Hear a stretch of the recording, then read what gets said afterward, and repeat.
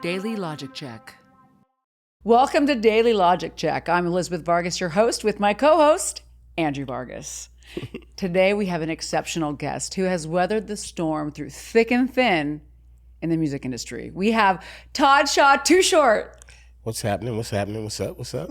Thanks for coming today. Yeah, I mean, you know, you call, I show up. I love you. Mm-hmm. I've known you for 10 plus years, right? We met, I think, we met doing some business meetings about the network. Yeah.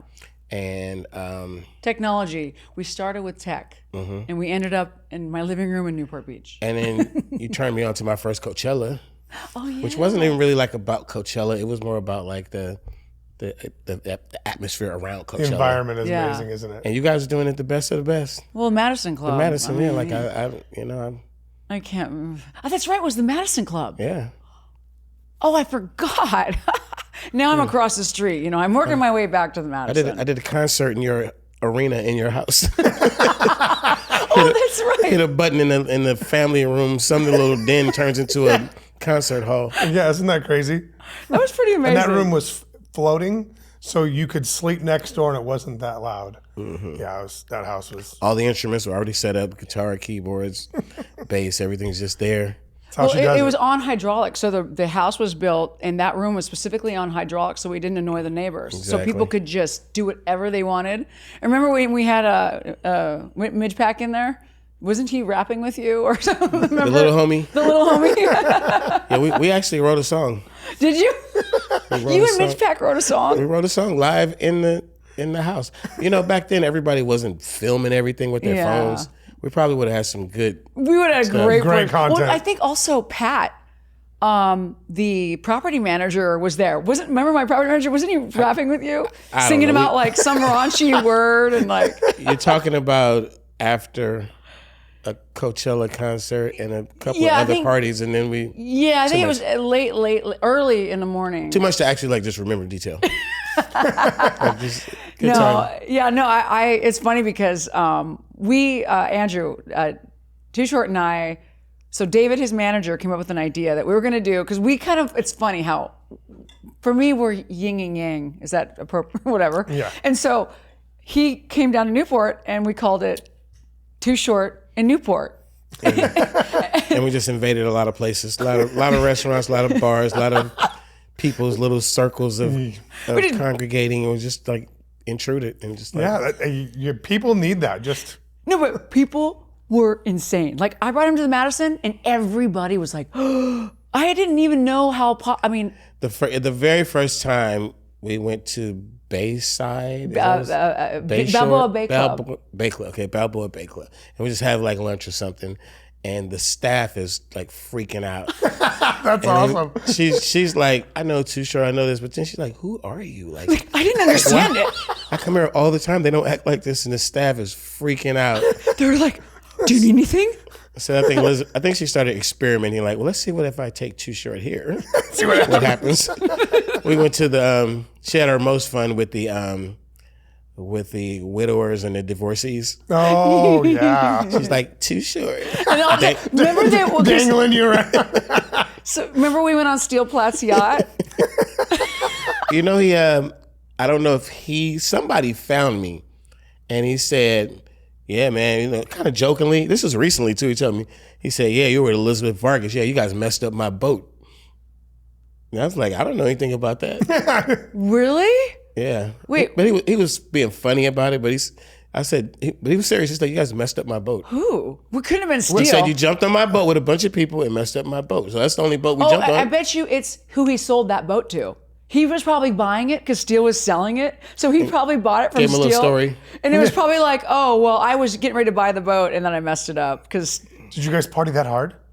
Well, we invaded. We pretty much invaded it, yeah. It was an invasion. And every housewife in the world came with, they were like, we turned on some of your music, and it's a bunch of, the lyrics are very like booty music. Shake that monkey. And literally they were pulling their pants up to all the way to their boobs and just turning around, lining up. And these are women that I would never think do this, just shaking it like, I was like, in front of everybody at the restaurants because it was parked right out front. They were bar hopping on the boats. Yes. And then she knows how to party, doesn't And she? we were actually like, I think one time we had a camera crew and it was too short in Newport. Yeah. We did a lot. Well, then after that, David got all excited, your manager, and he's like, let's do a show called Too Short. We shot a pilot one day. Yeah. We never. Yeah. And you wrote me a song, by the way. I want to see that footage. I know. He still has it. He's never given us that footage. I was juicy too. I was 30 pounds heavier. I was like, oh man, I don't even know. I mean, I was right up your alley. Good living. Oh, that's hilarious. Well, but also I think it's great because, in Orange County, it's you get a lot of really wealthy people that think that they're all that, and then you have successful people that think they're all that. But then they have you, who you're both, but you don't act like you're all that. You walk in a room and people just, because you're the people's people or person, and everyone just respects and loves you because, they know your story, they know your back end. And today I really wanted to dive into, you have weathered the storm for 44 years. Your first album came out. Was it 44 years ago? I don't try to count the numbers. Okay, well. I thought it was 41. 41. You just had your birthday and you're 28, right? Plus 30.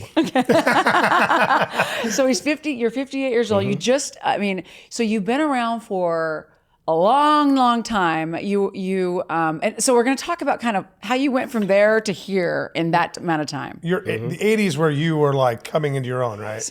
Well, I first heard hip hop in 1979, and a year later, I was dabbling, trying to do my version of it. Very, very, baby stages, but Yeah. probably like by 1982, I was in, high school, and I was becoming really popular around the Bay Area.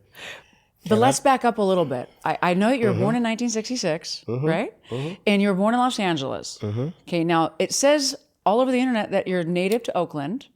So explain how that... I moved to Oakland after the 9th grade. Okay. My mother moved to the Bay, Oh. and I kind of was a kid. My parents had split up, and I wanted to just not leave home. So I devised a Strategy. kid little plot to like, well, let me move in with my father, and everything was cool. And it turns out that where my mother ended up at, my brother went to a school that he kept describing to me. My older brother, 3 years older, he's like, I'm having the time of my life. Like the school was a party. He keeps telling me how Sounds like college. how much freedom and all this stuff. And my father put me in an extremely strict all boys private school. So this is like Wait, you would... This is like I went to a school called Daniel Murphy. It was on 3rd and La Brea, and it was a really good curriculum school. One of the best schools in the city of LA. I didn't have a problem. I was a smart kid, but I had a problem with being in that strict environment. Right. At the same time, my brother's going. Woo! He's saying stuff like, "Man, we smoke weed on campus, high school. We're getting laid every night. Yeah, he's like, come and go as you please. Like they used to have lunch. Like I did go to the school the next year, and they used to have dances at lunchtime. Like he's like, we have parties at lunch. I'm like, what? Really? As you're sitting there with a bunch of dudes like... We went to the wrong school. We went to the wrong school too then. It was a very diverse, it was a Strict. no, it was no, I'm talking about the school I went to and how I got there, the good school. Right. It was a whole intricate plan of mine to get into my father's world. He had a nice car, nice house, and I thought that he'd be more lenient, and it wasn't like that. Oh. And he was like, grades, get in this school, do this, blah, blah, blah. I'm going to a school where you can't even wear tennis shoes. You can't wear sneakers. You gotta wear hard bottoms every day and all this stuff. And I'm like, I go into the reverse plot of getting out and back to my mother. It was difficult. So basically I spent a great part of the latter school year, 9th grade, trying to not get kicked out of school, but I noticed the pattern of what it took to get people kicked out, because they kick you out of private school. If you push, we went to private school. Yeah, so you get kicked out if you go too far. So I would just be a problem. And I thought that if I was just enough of a nuisance, that they would probably tell my parents, we don't want him back. And I started like just getting in little trouble on purpose. This is a school where trouble before they really like do it wasn't like physical discipline. I went to those elementary private schools where they discipline you in the 70s. Like you like you physically. get Like with a a belt. paddle, a yardstick, something in Oh school. yeah, I remember getting hacks. I get to ninth grade, and it's dictionaries. They're like, depending on what you did, Oh, like, get in front of the class. No, just hold 2 dictionaries like this, Really? What? and just hold them for a long time. They would even do the stupidest thing in the world to tell you go sit in the corner. And I was like, whatever. Like a dunce cap? Yeah, that's just sit in the corner and turn and face away from the class. But then they would do physical punishment by saying, like, go to the basketball gym and run lines. Like when you go to basketball practice, you got to run to the And you're like, okay. foul line back, top of the key Yeah. back, half court back, other top of the key back, other like, and just run lines while the rest of the class could be like doing PE or something, or they would tell you run the campus. This is punishment. Oh. So run the campus 10 times. And it was just like, I'm like, I gotta get the fuck out of here. So how did you get in trouble? What little things did you do? I can't remember all the things I did, but okay. I did it. I was a very smart kid. Yeah. And Still smart. I did enough to where they literally said, he's a smart student, but he can't come back here next year. Nice. I'm like, And smart. So then I'm trying to, probably not successfully, but I'm trying to outsmart 2 adults, Right. my parents. And my father, it gets to that point, he throws like this tantrum, yelling, screaming. And he's like, if you're not going to just do it my way, just go back and stay with your mother. I'm like, got it. And I get back up there that summer after 9th grade, make some friends. I already knew people because my mother was there a year before I moved there.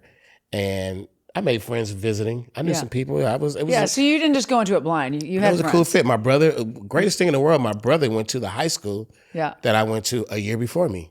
So he knew the ins and outs. So when I get there, I'm in 10th grade. He's in 12th grade. Yeah. We're only 2 grades apart. I never went to first grade. Like I went from kindergarten to 2nd grade. That was a little So smart. just. See, this is why I love him. He's been my most responsible rapper. My most responsible artist. So the fact that I never went to first grade and I was always the youngest kid in my class and I was short for my age. So I was always the youngest and sometimes the smallest. Oh. That's how I got the name Too Short. Oh, nice. That makes sense. I get to high school and there's a guy named Shorty at the high school. And my brother and his friends, they're like the 12th graders. It's only a 10th, 11th. You're the young, There's no 9th grade at this school. It's just 10, 11, 12. Fremont High, East Oakland. And my brother and his friends, they're like, we can't call you Todd. We need a nickname. And, I don't have a nickname. And they're like, this guy named Shorty comes up and greets everybody, and Shorty's taller than me. And they're like, damn, you shorter than Shorty? Like, I guess from what I heard, he was the shortest guy at school the year before. That is hilarious. So like, damn, you just short. And they just started making a joke calling me short. This is amazing. So shorty, and Right. I'm short. So shorty, and you're short. And it was like a joke. And somewhere along the line, that early 10th grade year, which was 1980, I saw a movie called Penitentiary. Oh, yeah. In that movie, the star of the movie, his name is Too Sweet. And he fucked all the ladies. He beat everybody's ass. And I'm like, I walked out the movie and go, oh, I'm too short. I was like, No let's shit. do this. This is amazing. And I just started, I started rapping recently, and I just started, it was my whole thing. Like, this is my coming out as a rapper. How did you know? Wait. Okay, so the name is great, but then rapping, how did you know you could rap? Because you could definitely Well, I was rap. already dabbling in that. Okay. Another thing that was a part of my childhood was band class. I was in the band. Wait, drummer, you said? Mm-hmm. Percussion? Like full on? I was in a marching band for a couple years. I was in Can you see him?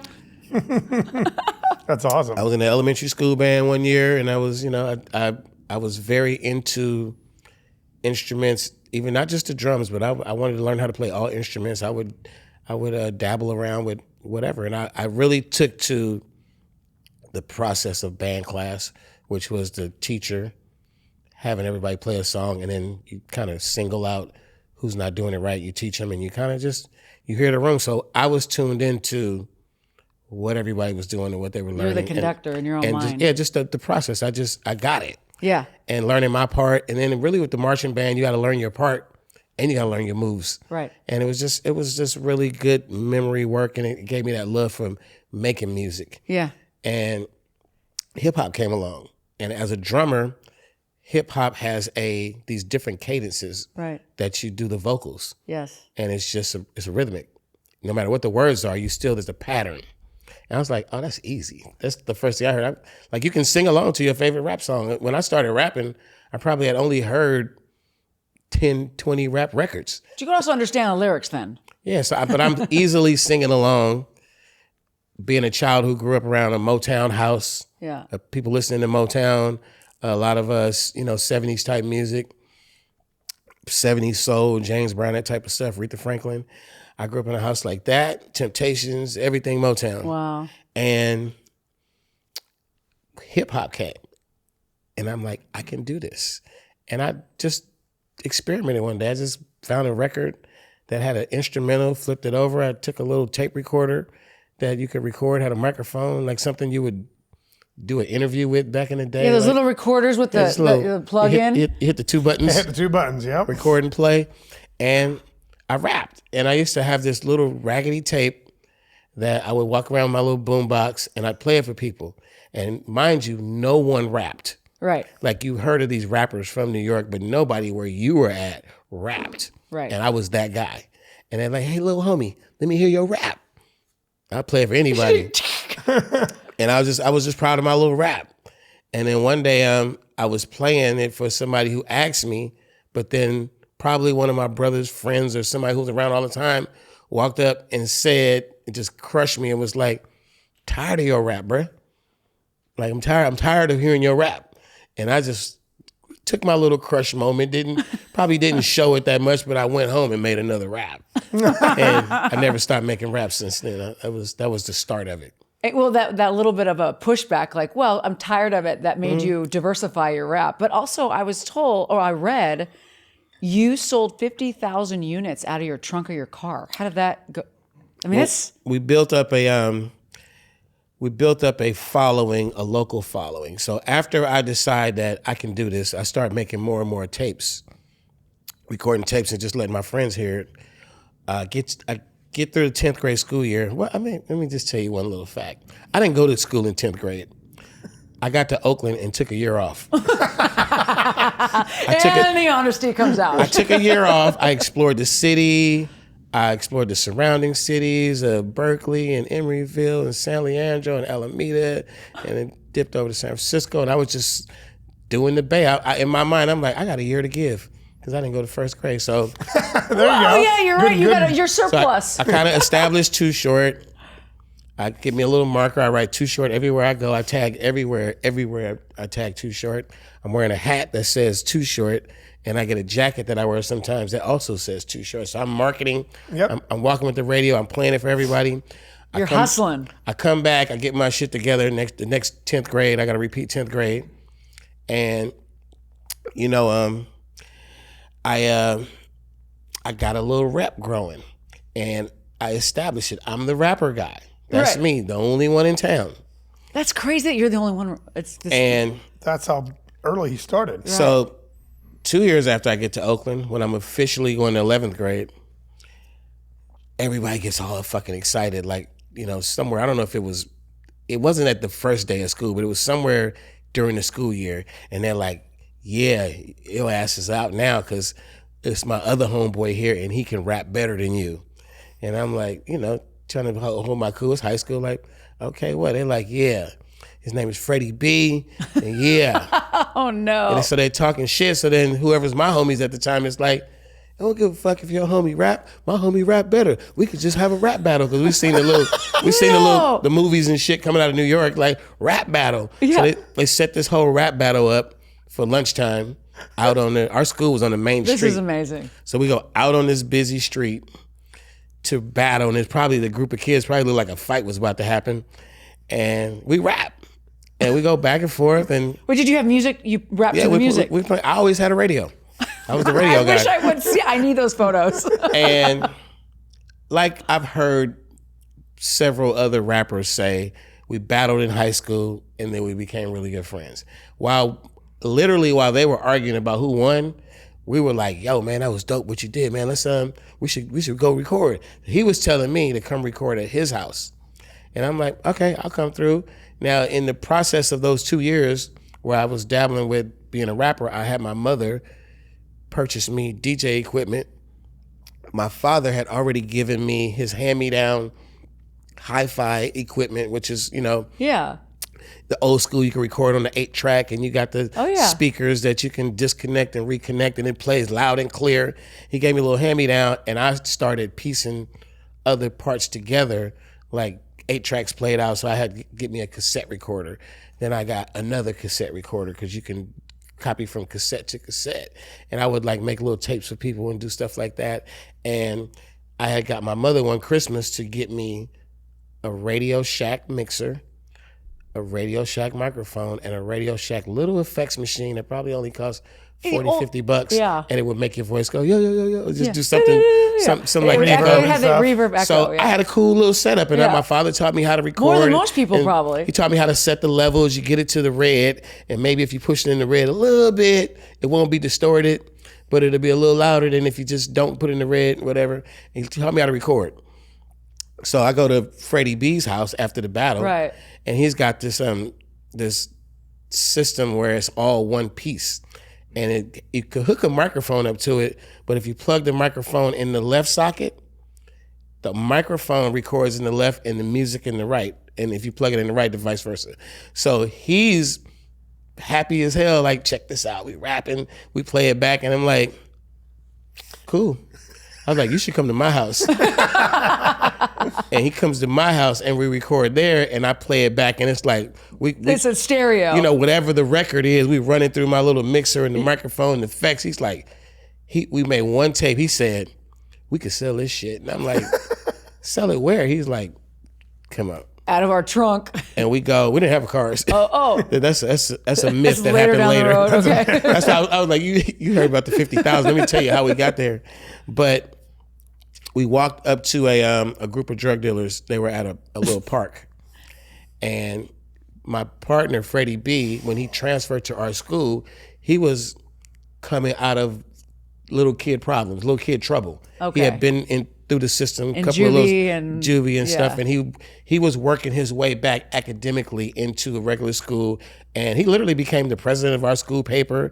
He was the principal of our school's like little pet student because he was like, all of you guys should be like him. Did he carry apples? He came from alternative school to regular school with apples. Yeah, so he knew all these street guys from jail. Right. So we walk up to these guys, and every time we would walk up to like groups of drug dealers, I knew his real name was Anthony Adams. His rap name was Freddy B, Fred Benz. There's a story behind that, but Fred Benz was his rap name. And I knew what we were up against when we would walk up to people and they would be like, hey, yo, AA, what's up? So I knew anybody that called him AA probably knew him from his childhood or from jail. Yeah. And I'm like, okay, that was like a gauge. Yeah, I'm like, okay. You knew those people were at that level. We're not walking up to strangers. So we walk up, a couple guys knew him, and he's like, hey, man, y'all want to buy our tape?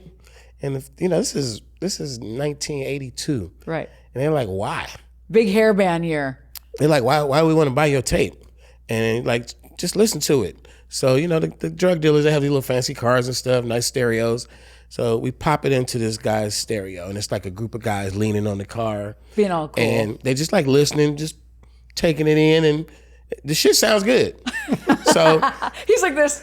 We got one tape, and somebody leans in the car, presses eject, takes the cassette out, and goes, how much y'all want for it? And we're like, $5. And he's like, bam, and it's over. And then the other guys go, man, let me get one. And we're like, well, that's the only one we had, but we'll be back tomorrow. No, that's great. We get back the next day. Enterprise. Next day, we probably got maybe 5-10 tapes. I don't know. We come back with some tapes, and we sell it to the group of guys. And they say, hey, the dude's over. We on like 81st Avenue. They like, the dude's over on 84th said, bring some over there too. And then we leave in 81st going, damn, we should just go to all the turfs where the drug dealers sell drugs. We'll sell them all kinds Because of. they have This cash. is all coming. This is all making sense now. Too 'cause short. they have cash in their pockets. Yep. And it's good music. And that literally became our hustle throughout the rest of high school. Was we went from drug turf to drug turf to drug turf. So AA and Todd Anthony is now Too Short. So you both have Anthony in your name. So it was a match made in heaven from the start. Yeah, and he's doing good right now too. He's a preacher.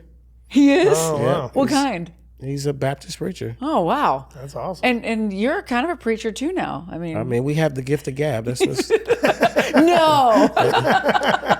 but that's how we get to this local popularity. Right. That when he went back to jail, unfortunately. Oh, okay. When we got out of high school, and that's right when I made some moves to, keep doing the music, and things started happening. How did you move? Where did you move though? Because once you sell to that demographic, I think you're already cool. Like you hit the instant cool because everyone wants to be cool like that. So even everyone else in your high school is probably like, well, we know those people from afar, and they're playing Too Short's music. So now Too Short's automatically cool. So how did that happen? What was the progression? Me and Freddy B, we had a situation where, mind you, everything we're doing is kind of drug dealer influence. This is our clientele. No, it's cool influence. You guys are the cool kids. This is our clientele, and these are guys who are very influential in the city, who have the nice cars that ride by, and everybody's like, I want to listen to what they listen to. Just So marijuana. This is marketing on top of marketing on top of marketing. So Right. the drug dealer approaches us, and he says, man, I rap too. He's a young guy. He's not like an older guy. He's like, y'all should come by my spot. So we go by his spot, and he's got equipment that's way better than Next what I level. have. But he's not a good rapper. But he loves us. And his name, rest in peace, his name was Freddy Pratt. So I think, and I can't say this because he's not here, I think that Freddy Pratt was really infatuated with Freddy B, Right. because his name was Freddy P. He probably could sing along the songs, and like if it felt like, I want to do this. He got a little money in his pocket. Yeah. He came and got us. He had the best equipment. That's great. And he was a good dude. I really liked. He was a good dude, but he wasn't like going to be our third group member or Right, anything. right. But something happened at his spot. He worked for an older guy who was pretty. He had a real reputation of being a real tough guy. Like Hardcore. Like he had respect in the streets, and we kind of wanted to impress him. He was a street legend. We wanted to impress him, Right. and give him a That tape. makes sense. And we like, hey man, you want one of our tapes? And he just said, Whatever. He's like, hell no. Stupid kids. He's like, and this is like 1982, and he's saying everybody's not into hip hop, like just because you're a street guy. He's like, fuck that rap shit, man. That rap shit. Really? He's like, you might want to listen to that rap shit. His logic was, why the fuck would I want to listen to somebody else talking about them? He's like, I wouldn't fucking listen to that shit unless that shit was about me. And we left out his house shook. Because now Freddy Pratt is not really taking us to his house. He's taking us to his boss's house. Wow. And it's not even his house. This is the house where they do business. So this is a hustle house. This is a And- real house. We walk out of there going, damn, we fucked up. We shouldn't have said shit then. We shouldn't have like, damn, what we gonna do? And we're thinking like, this guy might be mad at us next time he sees us. We're like, we got to make him a tape about him. Oh, yeah. Good idea. So we make a tape about him, his car, his name's in it, a couple of his homeboys, Smart. the neighborhood that he's in charge of, and we just hand it to him. No words, it's here. He don't say shit. I don't know how many days or weeks or months, I don't know how much time goes by. He didn't say shit. And we walking down the street one day, and this guy comes up to us, and he is pissed. He's like, buff motherfucker, like just street. He's like, yeah, you them rap dudes? He's like, yeah. Rap dudes. He's like, yeah, this 89th Avenue. He's like, I run this block. This my shit right here. He said, y'all made this tape for Hot Lips. And he said, if I don't get one of them motherfucking tapes, I better not never see y'all on my block, nowhere, something. Next day. Oh my Making 'em God. This happy. is an amazing story. Next day, here you go. So then it started getting weird. Like I remember Turf-wise. one day this guy pulled up on us in a car. It was like two guys. And it's like, hey, y'all the rap guys? Yeah, like get in the car. Oh, It's a nice car. Yeah, but I don't care. So we get in the car and he drives us like about 15 minutes away to this drug turf. Oh my we God. Get out the car and it's like this kingpin guy. You got to go through these other guys. And he's like, yeah, man, I like what y'all do. I want one of those tapes too. No. And literally, That's scary. we had a homeboy who, his name was Yogi. Rest in peace to Yogi too. He was very feared in the streets. He was a tough guy. And his neighborhood was solid. And he was just like, he was a shot caller. He told us get in the car one day and he rode us around. This is kind of after we had our momentum going. Yeah. But he rode us around to all these drug turfs. And Were he you just said- walking on the street and they just kind of picked you guys up? Were you guys selling yourselves on the street, just walking around? It was literally, it was a forced play. It was never like, hey man, can we get, it was, our fast track to the higher ups was not by choice. Yeah, they were, So, okay. Yogi rides us around, get out the car. See these dudes right here? That's Too Short. That's Freddy B. They've been coming around every now and then selling tapes. Support their shit. If anybody fuck with them, you fuck with them, you fuck with me. And he took us all around these neighborhoods and told people like, leave them alone. So we had to protect. He loved us that much. He loved our music. So we had a guy, and he wasn't the only guy, but we had a guy we could go to and say, man, that was really heavy in the streets. That was like, man, they messing with us. Nobody ever messed with us though, but we still had that security. you had that You had security a guard. blanket, we call that the blanket insurance policy. So then it started getting good. The kingpins would say, hey, Yeah. man, I want y'all to do my party. So we started DJing parties. And we were like, just like, Oakland's a tough city. Well, Oakland, yeah, California. obviously. And I think that if I had to, or even Freddy B, if we had to navigate through the foot soldiers and the hierarchy working our way up, it wouldn't probably have never worked. would have happened. Right. The fast track to the kingpins gave us like, oh, you hang with my boss. Oh, you the homie. Like it was like we got love from the guys who's sitting out in the front with the Because wall. you're feeding their ego with you were smart. That one I'm the decision. boss's homie. Yep. Yeah. So Skipped all the steps. You are smart. Feed the ego, tell the story, and they'll love you forever. You're smart. so we catch on. We know what our assignment is now. Yeah. And we are the mascots of the city. So by the time 1987 comes around, well, not 87, 85, when I get out of high school, Freddy B goes to jail. We probably would have been a duo right now had that not happened. You graduated high school. I didn't really graduate. Oh, well, okay. Oh, well, okay. I Well, finished you finished. Okay. by choice. Did he finish or no? He went to He jail. graduated. Oh, He was the president. oh, yeah, that's right. He cleaned He himself was up. the vice principal, Okay. not the principal's model student. But then he went to was jail afterwards? He was the editor of the school paper. He literally worked for the principal, meaning that he stayed after school to get extra credit to do some administrative stuff for the principal because he was this motherfucker, Freddy B. He's like gangster rap and he's the principal. He stole a butterfly. master key. He stole a master key from the principal that worked every lock, all kind of random doors all over school.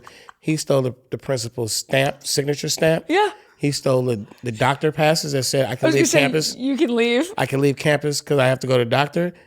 And he stole the fucking passes that said I could walk during class from one place. I'm good in the hallways. Well, how do you think he graduated? He stole the test too. Us, Hello. us who were his close buddies, we were like, "Hey, bro, let me get a hall pass." And he give you one, stamp it, and I could just just be. That's Nice. pretty amazing. Like it was pretty cool being Freddy B's homie in high school. well, And yeah. he never blew his cover. The principal never found out that even though he was. I'm sure a he straight arrow wasn't doing student. other things for the principal, like so- getting him stuff from other people for I the principal. don't know. This guy is like. The principal was like, whatever you need, just go to your So he kept guys, him go to your homies and get me some of this. I really don't know, but he walked a straight arrow at the school. Wow. And then as soon as he got out of school, he was just Freddy B in the streets. Wow, He's a good guy now. I wouldn't tell these stories about people like this. No, This of is who they course. are now. He's been a preacher for a long time. So you graduated by choice, but you didn't. I didn't graduate You by didn't choice. graduate. You finished, and then what happened? So I go to I have a friend named Jerry Hodges who his older brother is a low key. He carries himself really low key, not flamboyant, flashy. He's a big time drug dealer, And he's got all this. 1985. He's got a brand new 1985 convertible Benz. He's got Cadillacs. He's got a house in the hill. And he's just a guy. And he's just like this figure who he rides by. We know his name, but he's not the kind of drug dealer who waves at the little homies or who interacts. He's incognito. He just sort of just goes. He doesn't get out the corner and, what's up, little homie? He doesn't do none of that. Yeah, he just rides by. If you know, Andrew. So I'm really good friends with his brother, and his brother has rapper aspirations, and his brother could rap, and they're from the other side of town, from West Oakland. I'm from East Oakland, and we still connect through hip hop. So his brother, being a drug dealer kingpin's little brother, he's got special things. I never liked cocaine a lot. You know that I don't like cocaine, but he used to have cocaine.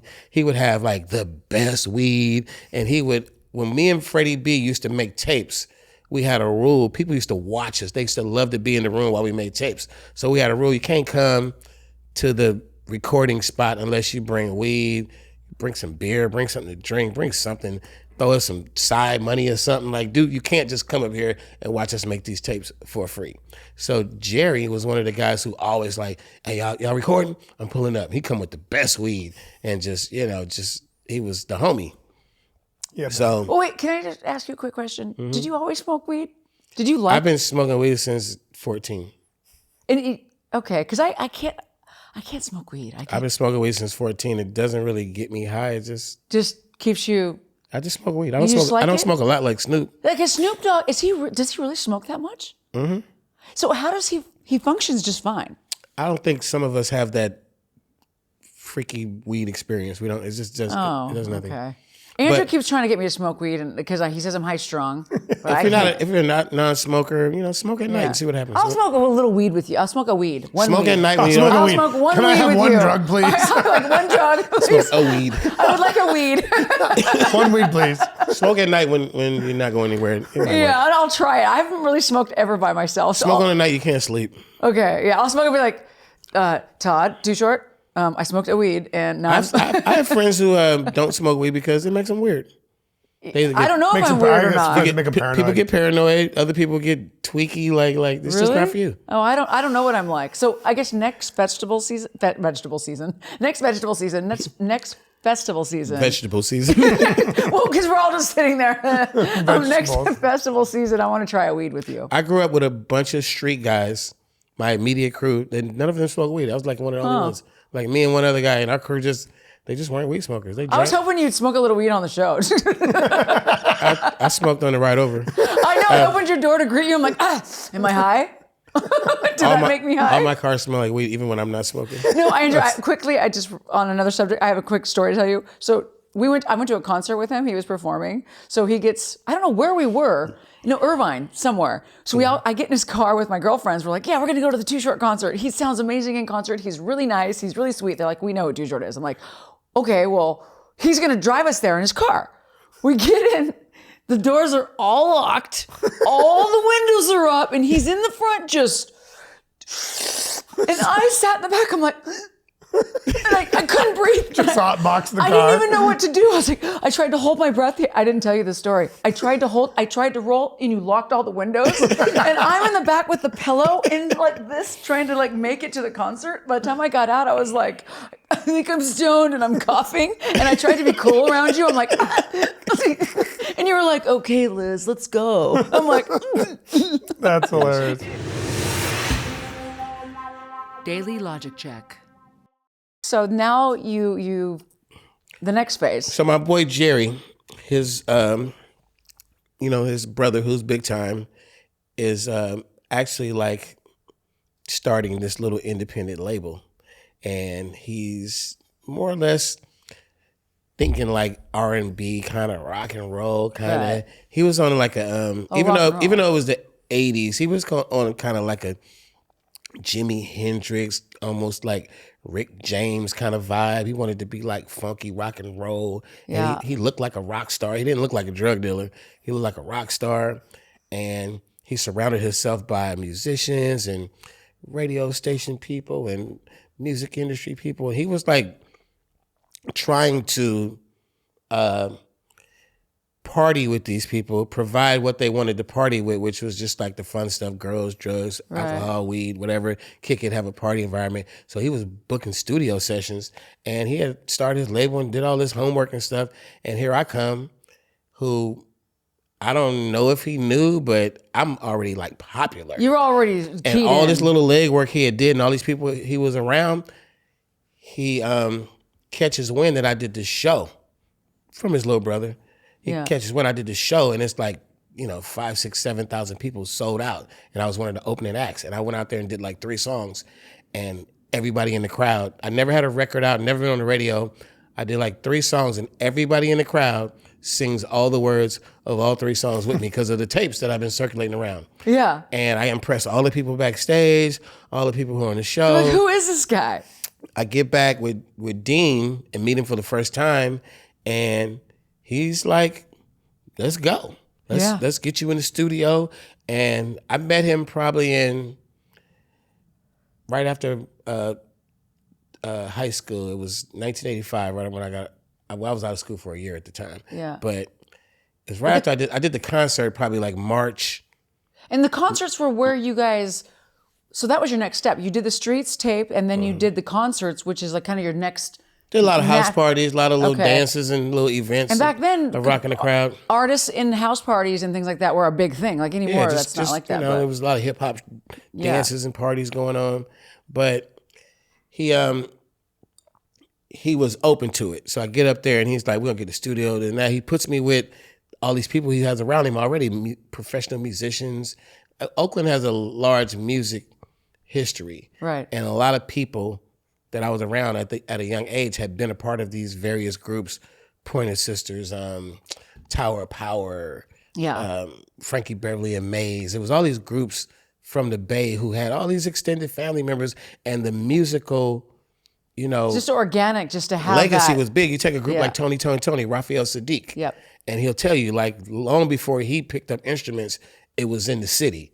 And you got gospel groups like the Hawkins family. You got a lot of, Sly and the Family Stones from the Bay Area, different groups that inspirations to everybody that just kept set going. The bar. Yeah. The Whispers were in the Bay Area. It was a lot of big records. So I'm meeting these people who are a part of this, and they're giving me like tips, like right place at the right time. This is what you do if you blow up. This is what you don't do. This is how you record. This is how you don't record. And I'm fast-tracked into recording now, just like I was to the Kingpins.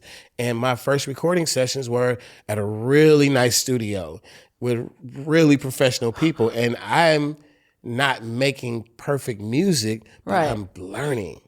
And all this stuff is going to help me in a few years when I fly the coop and I'm on my own. But we made a couple of albums. We did a lot of studio sessions. The guy who ran the label was called 75 Girls Records. You can Google it. Yeah.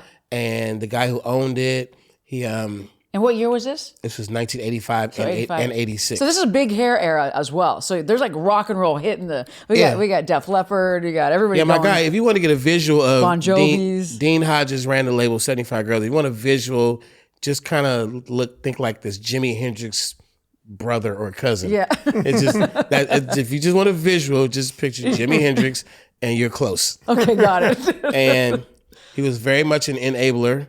Like if you were, he's like, oh, Liz is talented. You kicking it. What you want, Liz? Liz like, what? This is what I like. Yeah. Just pops up in the air. Sprinkles it right there. But do what you do, Liz. Like you play guitar, play the guitar. That's amazing. Well, I mean, Liz is a guitar player. Now a guitar player. I'm like, wait, okay. I can sing, but that's about it. So because you got to know the drug dealers and you got all the way to the Kingpins, you were able to get this studio from the same group, basically. Which also put me in a space of inner city banking. Because what? if you go look at a show that VH1 put out, it's like a 4-part series. It's called Planet Rock. Yeah. And it discusses the relationship between crack cocaine, drug dealers, and rappers. Yeah. And how a lot of early day rap situations were financed by these neighborhood bankers. Yeah. And Oh, that's what you mean by bankers. Okay, got it. yeah, and you really don't get the opportunity to become too short without this financing, without this. Of course not. Without that financial backing and the push. I couldn't go to any Bank of America or Wells Fargo and say I need a $10,000 loan to start my label. Yeah, no way. But I had like 50 guys who I had a piece of paper, and it was a one sheet, and it literally had, this was after 75 girls. It was a little grace period where I had the dream I could do what Dean did if I had the financing. I could start an independent label. And I wrote down on a one sheet what I could grow with $2,000, $5,000, You're writing business or plans. $10,000. This is amazing. And I found a guy. His name was Ted Bohannon, and he was like, he didn't want to do it, but he had a couple of guys on his team. One was my homie Bird, who was like cheerleading for me. Like Bird was my homie. Like we weren't the higher ups in the city. We were like, coming up. And he's like, he goes to them and like, man, Short looking for somebody to help him out. And the boss was like, I don't know. They used to have rumors that I was like, either like a drug addict or, Right. just, Oh, really? or Really? just like because Just stupid. you're not higher up, you got these guys who have a lot of street money. They're like, man, you're like them peasants, like Yeah. Trying to push you down there. like a little rap guy, ain't gonna make. Look at Too Short. He's not gonna make more money than these kilos, that type of vibe. Right. So Undermining your ability. His right hand man was like $10,000. Shit, spend that, dude. He hyped him. So I got the guy who brought me to him, which I already knew all these guys from tapes. To hype you up. I knew all these guys from selling tapes, but not like, hey, let's do business. I was under Dean Hodges and 75 Girls. So he did it.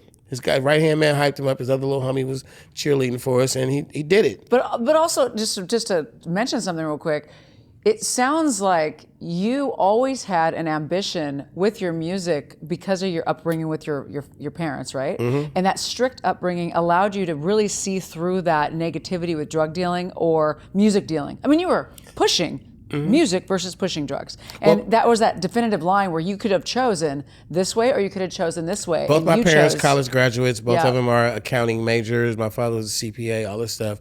And, I've been good with numbers. I'm not saying I'm a genius at... I'm not good at numbers, damn it. But She is not. Especially the green I numbers. can spend it. I can figure it out. But yeah, I did not want to be a gangster. Yeah. But there was a time where I made a lot of money, and I turned to my gangster friends and I said, "Hey, I'm getting a lot of money now. Let's do what you do." And Make some more money. Yeah. and Let's double our money. Let's double down. a really, really good friend of mine, Yeah. who's a really good friend of mine to this day, like really good friend, said, "I will fuck you up if I ever find out you're selling drugs." He's like, "We don't need you to do what we do. We need you. We Do what need you to you- do what you do. You are very important to our unit, our squad." You're telling a story. You're telling their story through Well, your I'm music. opening doors and going places that we wouldn't go Yeah. as young kids in the world. We wouldn't do these things Right. if you didn't have your guy. Your guy could be a ball player, football, basketball. You're an entertainer. It could be a boxer. Your guy could, the things that get you out of the hood.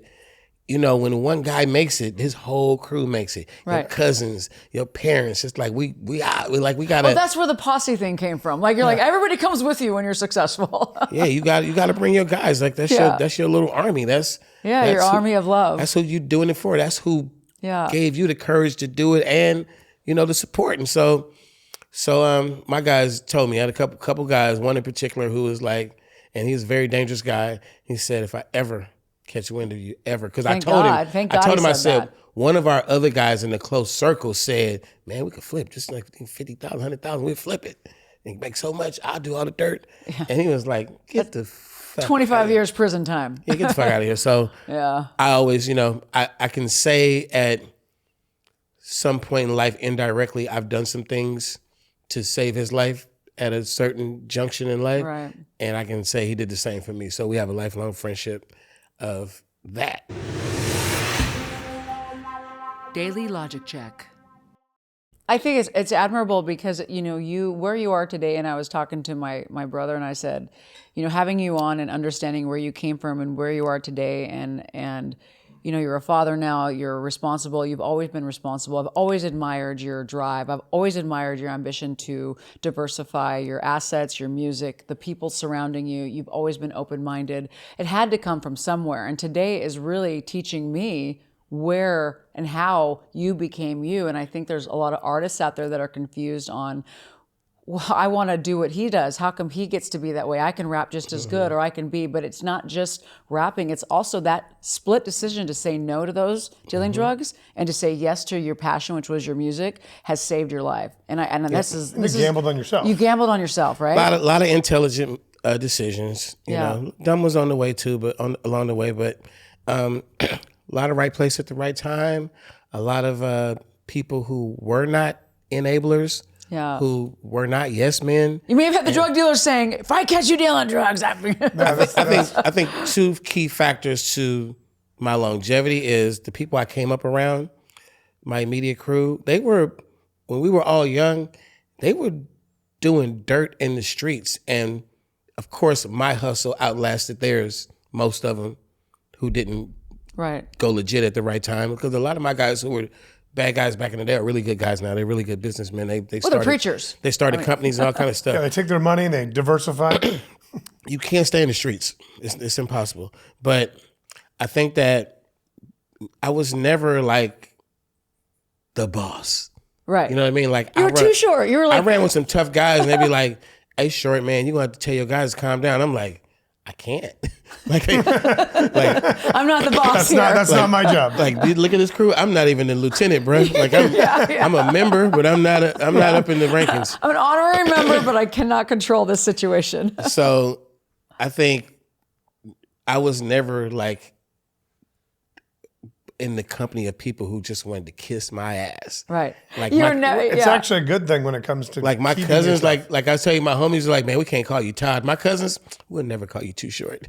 Like, right. You just Todd. Fuck out of here. You Todd. You get your ego over there. We can't feed that ego. We're not.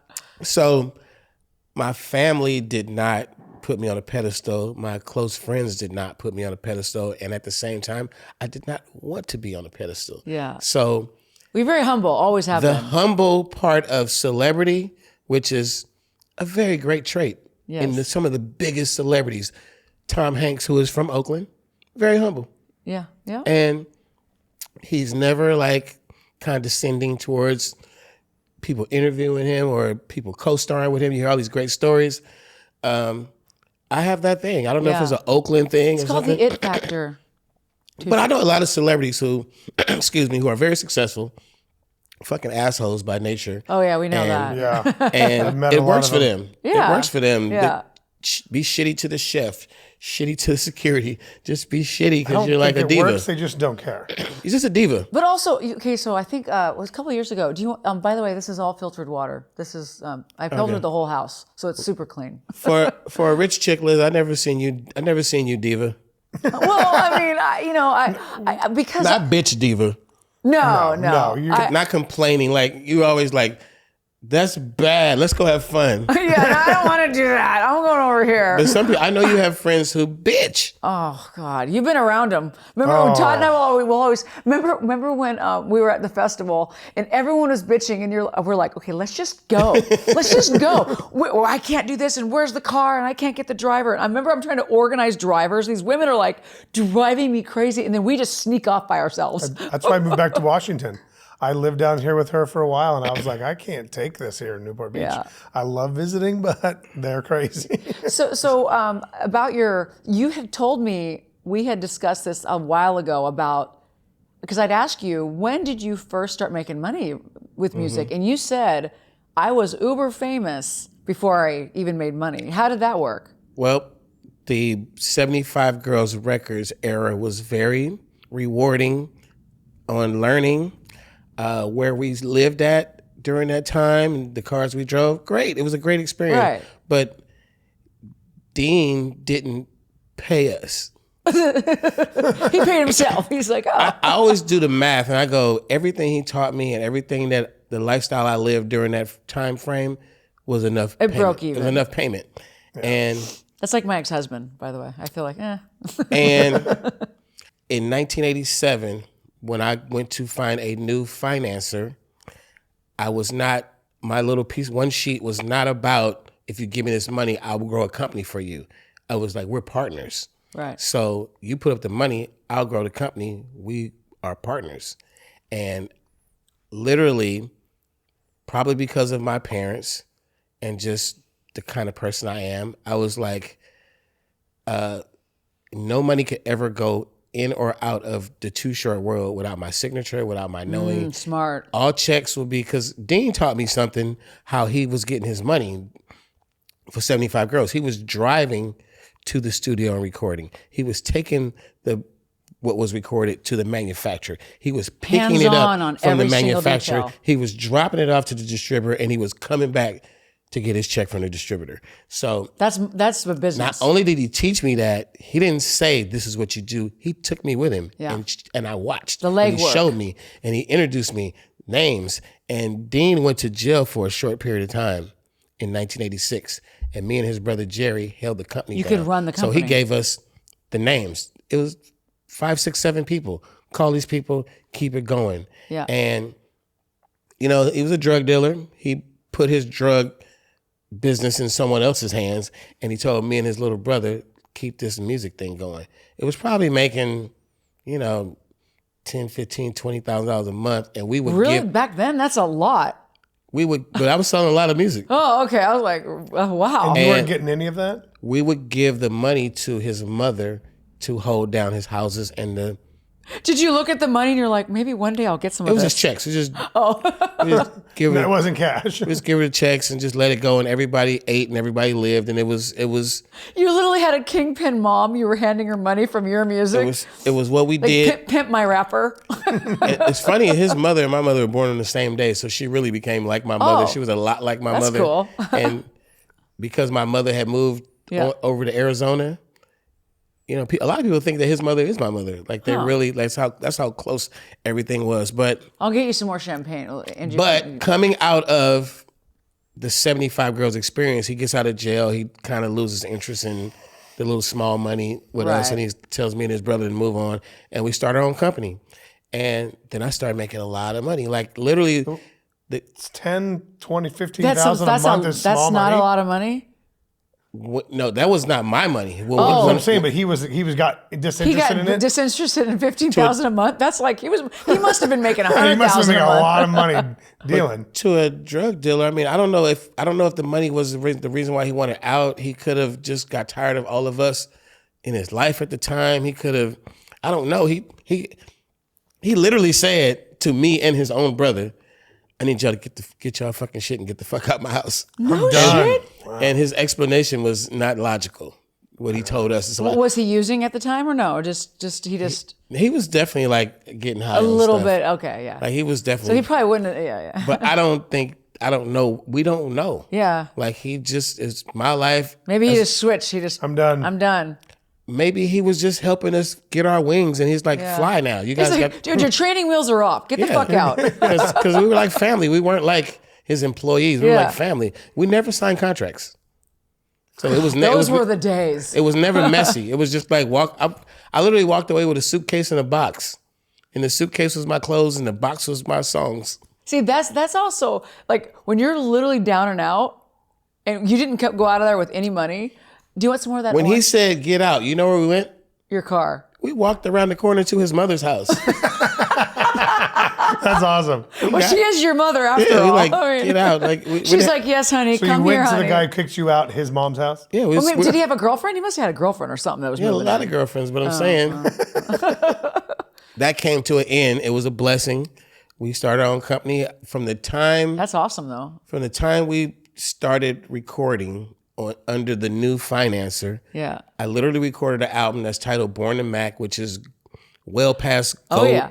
A gold album. It didn't make it to platinum, but it is sold 800,000-900,000 copies. Born to Mac, Andrew, is like I made top that album, albums of all time. I made that album in 3 days because I had already pre-recorded everything in my mind, or pre-recorded it at the house. It was all in a little raw format, and we just re-recorded it in a real professional studio. Took 3 days.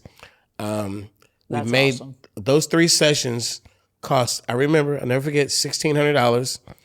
We took about, we got up to about close to 10 grand doing some manufacturing and stuff and kind of like, you know, making it look big. Right. The new guy, his name was Ted Bohannon, and The new financier? he took my little one sheet, threw it to the side, and he invested way more than that. He believed. Wow, that's And- great. Well, you've already hustled. You've already built yourself up. Like you had your eyes. This is what's great about you, just really quickly.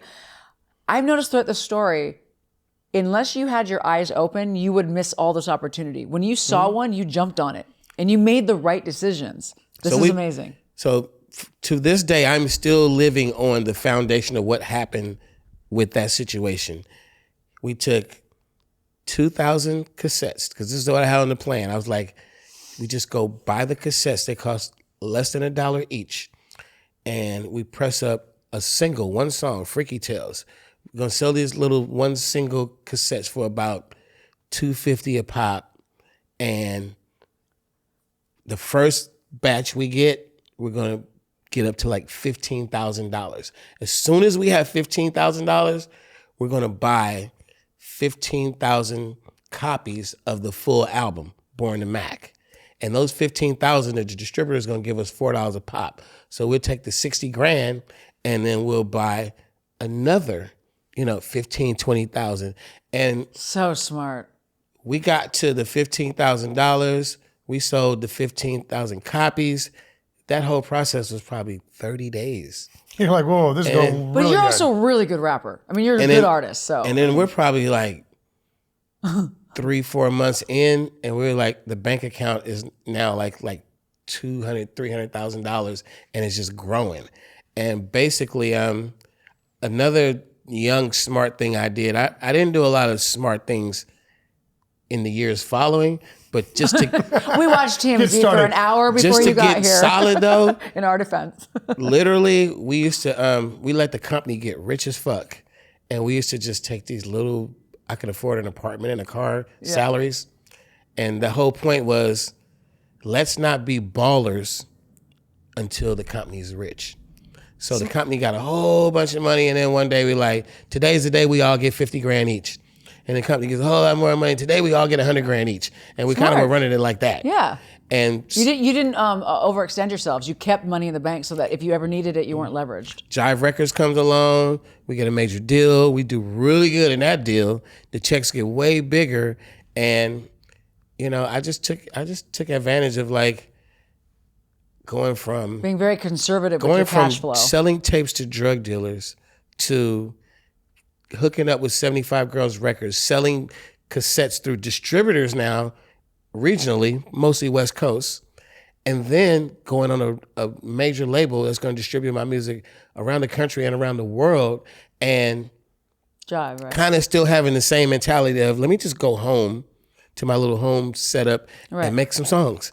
And it was so fucking easy. Yeah. Like the first 8 albums. Because you're already set up The for first it. 8 albums you said? My first 8 albums that I released were basically me recycling the old raps that I used to sell to all the drug dealers. You mean the $5 tapes? Because you said $5 for the drug dealers and $2.50 for the other people. And the $20 tapes were for The full. the customized for the Kingpins. Oh, the Kingpins. The $5 tapes were for all the foot soldiers that we used to just sell. This is hilarious. $5 tapes. Okay. But that box that I went walking down the street with, I had my suitcase in that box, the box was full of rhymes. And instead of like what some rappers You say. still have that box? I do. You do? The box of rhymes, yeah. I would never let it go. How some rappers say and songwriters, they go, oh, I'm working on a new album, I was always like, I've already got it. I've got lyrics for days. And I had a technique where I would take the old rhymes and recycle them. And if I ever recycled a line, I would just like put some lines through it so I wouldn't double Accidentally up. You reuse would it. know. I went through that fucking box till every like Single thing had a line. yeah, and that was, Do you have a picture of that box? it's just a fucked up looking U-Haul box. Yeah, but I think yeah, that's It's a pretty U-Haul priceless. box, just a box. But if you opened it, you'd have like I know the original box didn't survive, but it was just a paper fucking box like you're moving. that's shoebox. fucking and amazing. there was no other box. It was a lot of rhymes. The beginning of Too Short in a box. It's like so high, about as high as this table, a box. I know what I'm going to get you for Oh, Christmas. really? Oh, that big a box. I'm going to get you a Louis Vuitton box. How about that? You know, let me tell you something about my buddy E40. So I don't know about right now. I haven't been to his home studio in a couple years, but E40 lives in a really nice house in a really nice neighborhood in the Bay Area, Black Hawk, the top, one of the best neighborhoods, period. And he had this nice little studio in there. It's like a little studio, home studio, fly. So a lot of years go by, and he's at the studio. In the story, the studio's already been there for 20 years. 20 years from early 90s to 2012, 2013. And we're working on an album we did together, a duet album. And I'm like, man, I'm going to buy you some chairs and get your studio painted as a gift. And he's like, I don't need that. And I'm like, right, it's uncomfortable in this motherfucker. And it's just, your house is nice as fuck and your studio is 20 years beat down raggedy. Right. And he said, let me tell you something. He said, in all of my beautiful world that I've acquired, this is my last little grimy ass room that I come in here, so cool. And it gives me the right energy to record these grimy ass songs I'm recording. Like it's probably kind of hard to like write some funky ass Maybe street Jennifer shit. from the block. When your life is just cush. Maybe Jenny on the block, because she's getting some backlash right now for not being from the block for 30 years, needs to go back to the block. That's a lot of rappers' downfall is wealth. What we love you for is gone. Where did you get that from? What got that? How did you get that out of you? Yeah. And then get all this money, go on tour, you get your royalty checks, and you get a swimming pool in the backyard. You got the baddest chicks. You got an endless supply of weed. You're on the fucking joysticks and getting your dick sucked. And then they like, hey, can you write another grimy street album? You're like wait, she's getting the blowjob and they get the champagne in one hand. There's a talent to keeping it going. Yeah. Being back in the back in the grime. I mean, as a songwriter. Yeah, a lot of people have a problem with that because rock stars have that problem. Yeah, you can't be a badass in your mansion. When your life is easy, why would you want to go destroy yourself to try? Because you were in a bad spot a lot of times when you wrote this stuff, and that's what made it so connecting. What was those? The Seattle bands used to Crybabies.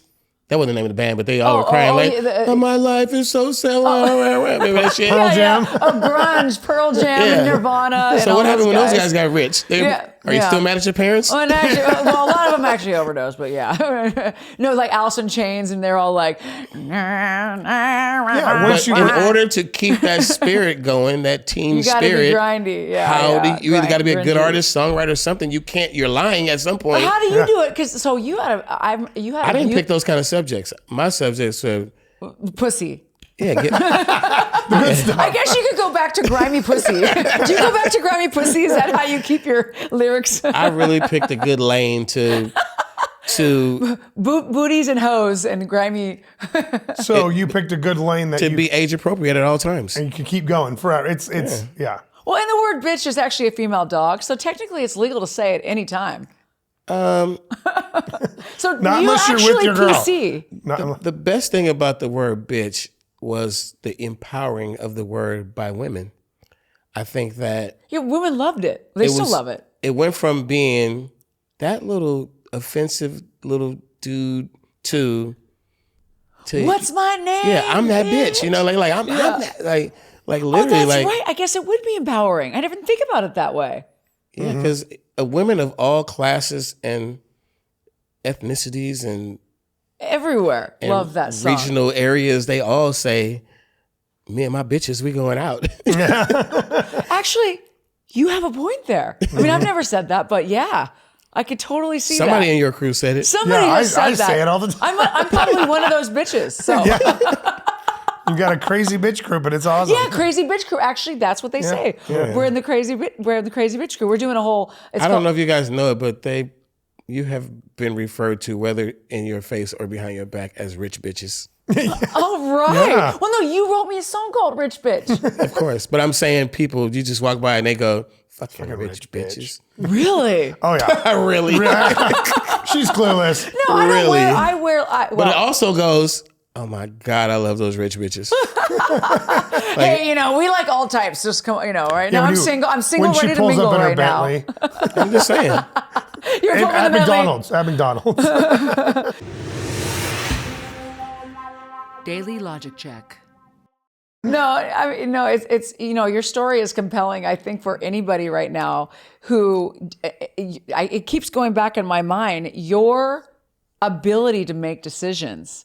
And you're saying, you're also contributing it to your upbringing and to your crew, but also you innately just have that within you to be at that level of, I like to call it life sobriety, where you don't make those foggy decisions and make the wrong decisions. You seem to go through life sober. I mean, obviously in my own, business. Well, even when I'm intoxicated, I'm clear. You're clear. Yeah. Focused. And how do you maintain that? How do you do that? Is there a special technique to that? I think I give a lot of credit to Oakland, California for being a really wild city at times. And you had to be level-headed. As tough as Oakland is a lot of the city that is not. You don't have to be that on guard all the time. There's a lot of nice neighborhoods and nice people. But the little element of the danger that I would be in the streets, it gives you sort of a sixth sense of survival. Yeah.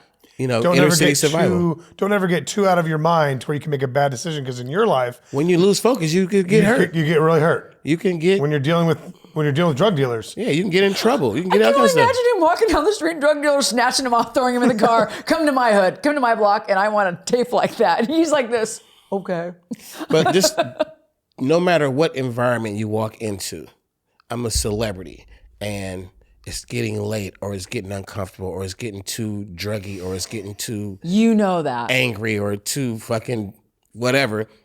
And I just have this sense of leave. Like this is not where I'm supposed to be. Go in the next room. Get the fuck out this house. Like just I'm not, because you might end up on TMZ again. But I'm just not. Sometimes you don't make that decision. I'm not looking for that. I know people that look for that. They look for the next clickbait, the next catch me doing something that I go viral for. I don't want to go viral. No, because every time I'd watch your interviews, I was doing some research. You are you're sound mind when the TMZ or whomever is talking to you, and they're like, "What happened last night?" And you're like, "Well, this and this and this, but this is actually what." You literally break it down to the press, exactly what's happening, how come it happened, what you think happened, but you're also talking to not just the press. There's going to be a case going on, so you understand. You literally are hypersensitive to you're hyper aware, which is a brilliant mind. I mean, I've always thought you were a brilliant mind. I told my whole family, I'm like, you have that innate ability. And I think it has to be, I mean, obviously, Andrew and I mean, we like to consider ourselves, we can't do dumb anymore. We thought we'd do, because we thought we'd start this podcast to talk to smart people that could give just a little bit of their peace of mind, because insight. Yeah, a little insight. And there's so many people right now that just have dumb opinions about dumb shit that just drives me fucking crazy. That I'm like, how did you come up with that conclusion? Who were you listening to or watching that's your state of mind, that you want to voice your opinion online against this and this and this and this? So we're kind of like the mediator. We're like, okay, we want to hear your side of the story and your side of the story. We're not going to judge anybody. And I don't think you judge people either. You never judge me. Which I'm grateful for. I thought for sure you were judging me, like in the back end. I think I'm not the only person that feels like this. I think technology is making ignorance okay. Right. Oh, yeah. That's why, It's making us stupid, and it's making stupid okay, because, you got this smart thing in your pocket, and you kind of, in the last 10 years, we let this little smart device the technology make us stupid. And I'm personally scared of the new technology. I don't like AI. it. I just don't like a lot of it, and AI is a part of it. I don't like it because of the other side. So we're going to talk about the government regulation of artificial intelligence and the development of technologies of all it's sorts, scary. Medical and electronics and all this other stuff that goes out there and that's coming out in the world now. And it's just like, it's okay. The regulating side of it and all that stuff. But what about the unregulated stuff that's coming? Yeah. What is coming? What can we not think of that's going to be bad later? The cartoons that we grew up on, the bad guy, the diabolical little bad guy. What's he going to do with AI? Yes. What happens the day, can I name drop? Yeah, absolutely. The day that Google as a company is mad at the fucking government and the people or whatever, or Elon Musk wakes up one day like, I'm pissed. I'm just, fuck you guys, I'm over it. Here, bam. And then of all the companies they own and the things that they could do with them, Yeah. you know, like they fucking own like Android armies and shit. Like, like literally. We talk about this. It's going to happen. Google. It's going to happen. Looks like the company in the Terminator, Skynet. Yeah. Yeah. I'm agreeing. Andrew and I talk about this. Like, It's scary. So it's cool now, but you have people saying stuff like, shit, Google knows more about the citizens of the world than their own countries. absolutely.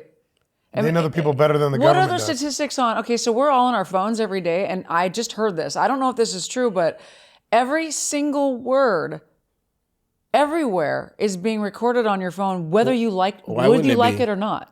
Why wouldn't it be? Why? But I just think that it's at crap. the same time, you could sit here and intellectually make a statement that what the fuck does it matter because we're just in the Matrix anyway. Yeah. I'm Like- with Okay, you. so Andrew, I literally believe that. So what a difference? Like, so do you think We're in a okay, simulation. So wait, We're in wait. the Matrix. So there is the Matrix because you know you have deja vu's and you're like, okay, what just happened? I was already here. What? This is trippy to me. And then they have like, I really believe in the Matrix. I really feel like we're all a pawn and we're put certain places. Like I don't know how my life you got could to be sit here and argue every side right. logistically. You could just be logically. You could be like, Yeah. it's flat, it's round, it's a simulator, it's organic, it evolved, it was made. It all makes sense. Yeah. Well, I always wonder, like, how did I get here? Why, like, how did celebrities get to where they're at? Was that person, like, why was Lady Gaga picked to do this? Or why was, Too Short picked to be Too Short? Why was this person picked to be with no money and no ambition, Just no computer drive? programs. And Yeah. who's running that? Who's running our program? I want to know. Whoever built the simulator. Okay, so have we gone to the moon? I don't think Yes, so. we've No, we gone- haven't. Todd, Too The Short. question you should ask is, how fucking long have we been doing this? Yeah. Because it's not 4,000 years, 10,000 years. It's definitely longer than that. Okay, so I really feel this is like every time we pass, we just get put into another character and we're back, right? My only question is, how did it start? Yeah. Yeah. How like- did it start? Like, where did it start? Did it, like, I'm just, So what's at the North Pole? Do you think that's where like the hard drive is? Is the South Pole where they don't want us to South go? Pole is where there's actually land. North Pole is just ice. So they I've heard all the theories. There's some fucking ice wall, and if you cross it, there's another world. I've heard all this shit. It's do whatever. you believe it? It doesn't matter if you're in the Matrix. Yeah. It doesn't. But if we are in the Matrix, though, we can't get out of the Matrix. So we're just going to have to enjoy it while No, we're you here. can get out of the Matrix, I thought. Here's a fact. Something way more intelligent than what we know as intelligence is amongst us. I And agree. it's been amongst us. And you see it, you witness it, you You know it. and it's And we're like a little toy. it's so much more intelligent to us that it doesn't even have to reveal itself to us. Yeah. So John Paul, you know John Paul DeJoria, Patron The Tequila. richest guys can't figure it out. I watched the Skinwalker Ranch. No, he says that there's literally aliens amongst us. That they call them aliens, which is a dumb name. He's like, they're called something else. Like I wouldn't even say aliens because they probably were They're here from before us. here. He says they're from he here. says here they're before from us. here. Yeah. They're But like they're from a literally- long, long time ago, just came back. Yeah, okay, so Yeah. I'd believe him because he's got to have more He, resources he than says us. he does all this research and he's like, they're already here. You guys, like, he's basically us people, like, wealthy people can figure out a lot of things that we can't. And he thinks that right now there's all this negative power because there's these people that are running the Matrix that have put in this negativity, like all this negative power, but it's going to flip this next year. And it's all going to change to be this. that's my problem too with the dates. Because I've lived through the end of the world 1999, the end of the world 2012. Yeah, no, not a bad thing. He said it's just going to flip to a more positive Matrix in the next year. I was The world's told been so at negative. some point, I can't remember what the date was, but all the good people, all the righteous people ascended and we were left on hell on earth or something. I've heard all kind of Oh, you remember that's Jacob's ladder from the Bible. crazy Yeah, ass. they had a We TV, they used had a to have TV to- show about that. We used to have to stand outside. Our dad was a preacher. No, not kidding. Our grandma thought that, I think she was schizophrenic actually, but she thought we were supposed to go to heaven. So my dad was a preacher. All of us kids would stand outside in Missouri and wait for Jacob's ladder to come down and take us to heaven whenever there was the rays that would come out of the clouds. So we really thought growing up. When we were kids, like literally we're like, okay. And our mom kept saying, she's like, I kept having children because she was brainwashed in this church, and they told her, we're all supposed to go to heaven. So she's like, I just kept having you. Then I was stuck with you when you guys didn't go anywhere. So I must have done something wrong.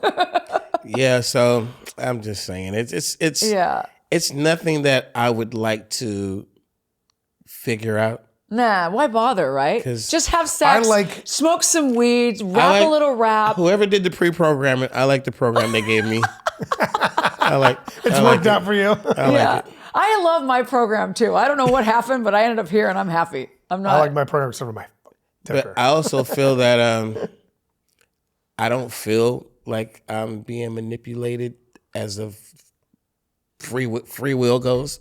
Yeah. I'm making decisions. I'm living life. I don't really have the capacity to care about the what ifs. Right. I just don't. That's smart. I just enjoy. I like the thoughts experiment of the what ifs. I'm not letting them control my life. People are involved in. Well, because they're on TikTok all day and they see they need everybody to stress out. Like it's weird. Everybody needs. I love the conspiracy theorists on Instagram and the. Me too.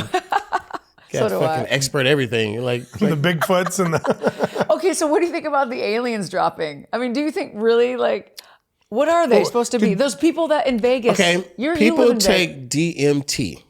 I've never taken. I bought some and I chickened out. DMT, the God drug. Yes, you DMT. take it. What?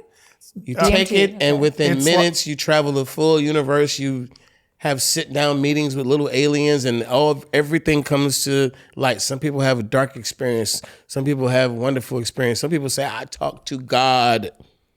So DMT is what are they? What's the ayahuasca? So it's the same thing. It's ayahuasca. It's ayahuasca, but ayahuasca is a whole experience, and DMT is the drug that you get. But so many people have the exact same trip.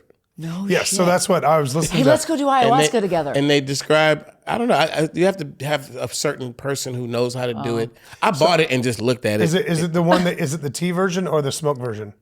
I had some shit that was crystal. I don't know. It didn't look powdery. I don't know. I never even opened it. Because the DMT usually you smoke and it only Joe lasts Rogan like talks about 4 to 5 minutes, DMT. but the ayahuasca is a tea. Okay, well, this shit, I looked at it for so long, it turned orange or something. It was in the bag. It didn't. What was the one I was trying was for my scared of it. PTSD from the gun guy? They put me That on. was ketamine? Ketamine. I tried the ketamine. They call Therapy. it K-hole. I've done that at a couple parties. Yeah. Well, I went to clinics and did it, and I was scary. I was like, I want to get home and do this. I don't want to do she it. got really paranoid. She didn't Because make it. I was by myself and with weird people around me, and I'm like, But I would like a DMT experience of some sort. I would like to see what it's about. we'll send you to a DMT clinic. How about that? I don't know. I would just like to see people. Yeah. People said it's fucking great. I had somebody say it was the darkest thing that ever happened in my life, and they were like, I needed that. Like nobody really comes back going, that was. It's supposed to release all of your childhood trauma. But DMT is the weird thing, at least because I listen to Joe Rogan, I love his podcast. But he talks about, and guests, 2 people, 2 separate times, when they describe their trip, they're almost identical. They're like, it's not the same trip. It's like you're in the same room. So like wherever they're going somewhere, and it's identical, and they're just at a different angle of the same area. Very often reoccurring occurrence is the little aliens. They say these little aliens. Yes. Well, because I was told Sit the us aliens down were little. and give us all this intellectual breakdown of the universe. Okay, so John Paul says the aliens were little. He's like, they're really little. So that could be real. And the DMT you smoke, but How do you know about this? You don't even drink. Because I like It's called the internet. Yes, and I find it. So the ayahuasca Too short. is the DMT that you consume, but if you consume it instead of smoke it, it breaks down your stomach and never gets you high. But they take this other plant that basically is an ACE inhibitor, and it stops you where you can't absorb it. And they asked, how did you figure that out? Out of the 10,000 plants in the Amazon, how'd you figure that out? And they said, the people on the other side told us what plants to use. They said they figured out how to take ayahuasca from the people in the DMT on the other side. Mm-hmm. Out of the tens of thousands of plants they could have chose, they chose the right 2 plants to get the right high. But can you get that in California? No. Not legally. So where do people You go can to get get? everything. Where do people go to do It's a different show. DMT? It's not this show. It's not this show. And I'm like, what show are we It's on not this right now? show. This is the Logical Pod Daily Logic Wrong Check. show. Let's get back to finances. Like right now we're talking about entrepreneurship and we are who we are. Yeah, I've never done any drugs, but I think if I was ever going to do a drug, it'd be that. So are there places you can go to do it with safe spaces? I don't know if at California, I bet you there's places now. I know that there's somewhere in the United States you can do it now. Yeah. But most people who have money, It's like go to, sort of Brazil. like geniuses that don't really have any Outlet. training to become a genius. Like, where'd you get it from? And like, people could like potentially be. Some people have been said to just have knowledge just pop in their head. Yeah. Or just born geniuses. Or Right. you think Where's that about come from? Yeah. think about Where does it come from? people like Nostradamus. He was getting high on something, and then it was the world. He was doing something. What is the alchemist? I don't know what the fuck. Like, I don't know. Like, what are they? Andrew, you're a genius. How the fuck was I just like Tesla so damn smart? Like, how the fuck? Yeah. How did he get all those brains? How the fuck Like, was give me a little bit. I just want a couple little bites. but you of his have a brain. lot more Da than Vinci? most. What is this genius? What is it? Yeah. It's not normal. No, it's You didn't get it from your parents? I love that whole idea that randomly our brains are not quite exactly the same, and somehow people have like they said, they had no idea what they were doing. All of a sudden, one day they woke up and they made something that changed the world. Understand how to do brain surgery or the intricate mathematics or something. The guy that knew how to Yes. play piano after he bonked his head. Yeah, I saw that too. Or or Yeah. the guy, the lady who got in a car accident. No, in a coma when she woke up, she spoke fluent Russian and couldn't remember English. But how's a fucking She's never been to 3-year-old or a Russia. 4-year-old a genius? Like, how? Like, where is this? Yeah. So it's a lot of So they were probably an adult alien in a different body. Or it's the Matrix. Or It's the Matrix. If we're in a simulation and our the programs program. got messed up. Daily Logic Check. Well, Todd, too short. What do you like to go by? What can I call you? What do I have? Whatever the moment calls for. Too short. It's been a pleasure to have you on today.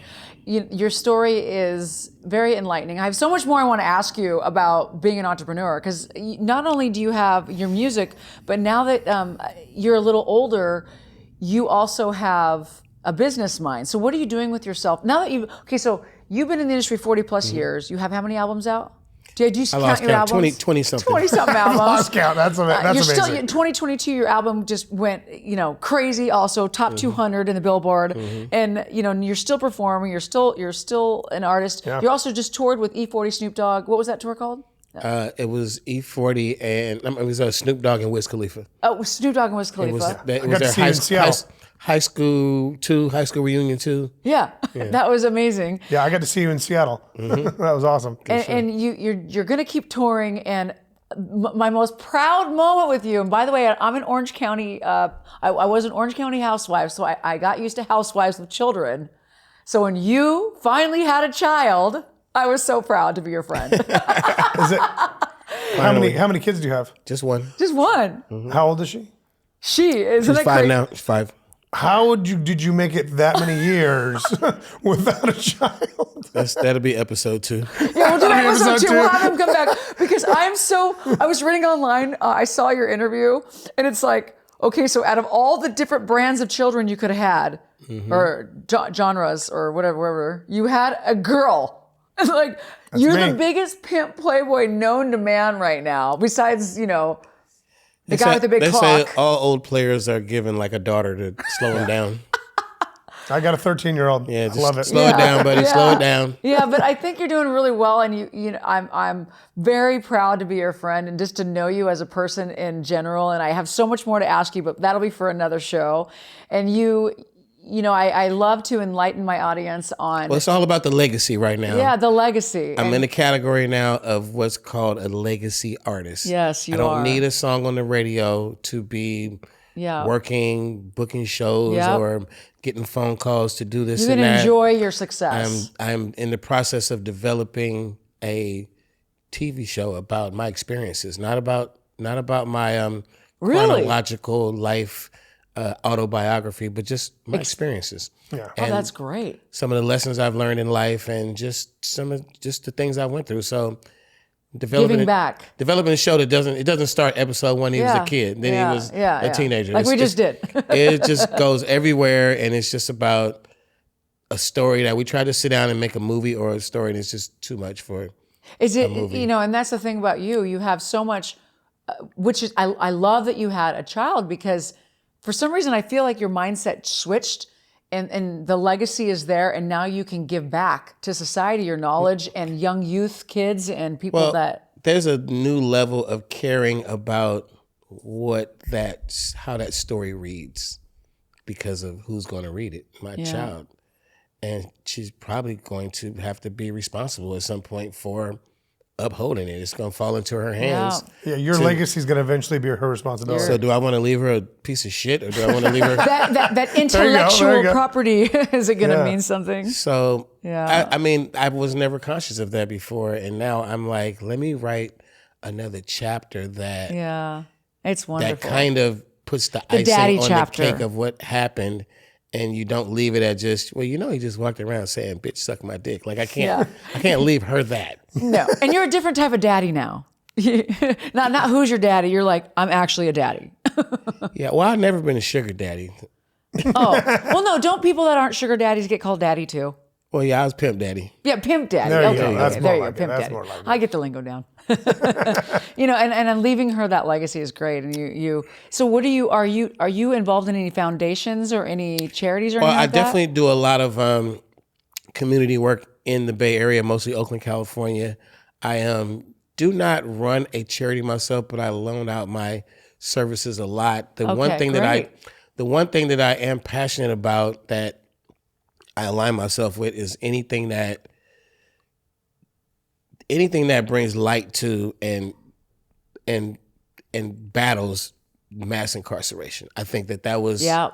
I think that's a problem that a lot of people don't want to recognize, because they just want to say that when mass incarceration, when the notion of it started, which was sort of like the Reagan announcement of war on drugs, and the introduction of crack cocaine into the inner cities, and what that became economically, what it did to deteriorate the inner cities, and what it did to the population, which was a bunch of people got strung out on drugs, a bunch of people murdered each other, and a bunch of people went to jail for a long time, and then a generation of kids lost their parents and raised themselves. And then you go, oh, look at these wild inner city kids. And I'm like, it was a little domino effect of things that got them that way. And now that we're recognizing that the formula of what made mass incarceration it didn't happen naturally. It was actually pushed in that direction. And it was pushed in that direction with an agenda of populating private prisons. Wow. And for profit. Just making money. Really? And in the process, you just destroy communities to get that money. And you pulled families apart. People don't know that. You have kids in the inner city who are going, yeah, that's my block. Look at my tattoo. I ride for this shit. And their family has no ownership in that neighborhood. And these kids are like going straight to the penitentiary or to the graveyard gladly.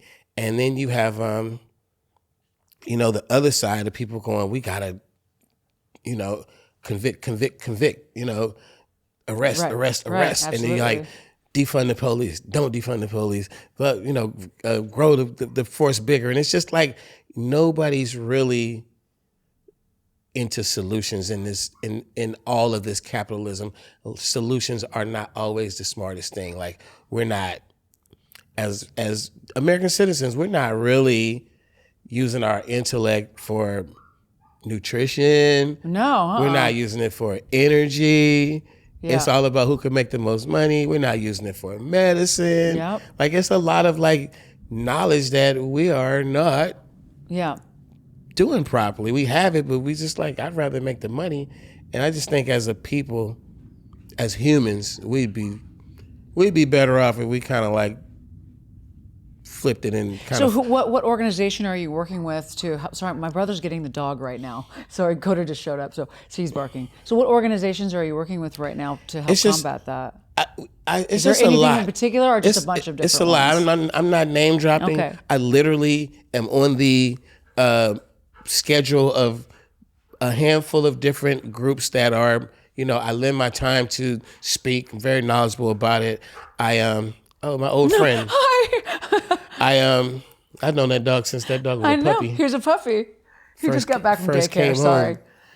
No, I just lend my services. And like I said, if and when I do start something of my own, it's going to be in that space of No, that's a beautiful space. Either- I mean, it's a terrible space. I'm very interested in people coming home that were incarcerated, and not like, we always use the word nonviolent offenders, like you feel like there's something there. But I think there's a whole group of people who were never given an opportunity. So you think it's because the private? I mean, this is a whole other podcast It's just a conversation. big But you picture think, of stuff. So you're saying that, which I wasn't aware of this, and I know that the Kim Kardashian's really into this as well. Yes. But do you think that? So you're saying that the privatized prison system purposely? Yes. Really? They had laws changed to make it easier to put people in prison to So fill they- their prisons so they can So the make money. taxpayer money would pay for the. Yep. Oh, yeah. It's slavery I part. apologize that I'm Slavery part uneducated. 3. Slavery part 1. We know what that was. Right. Part 2. Right. Jim Crow.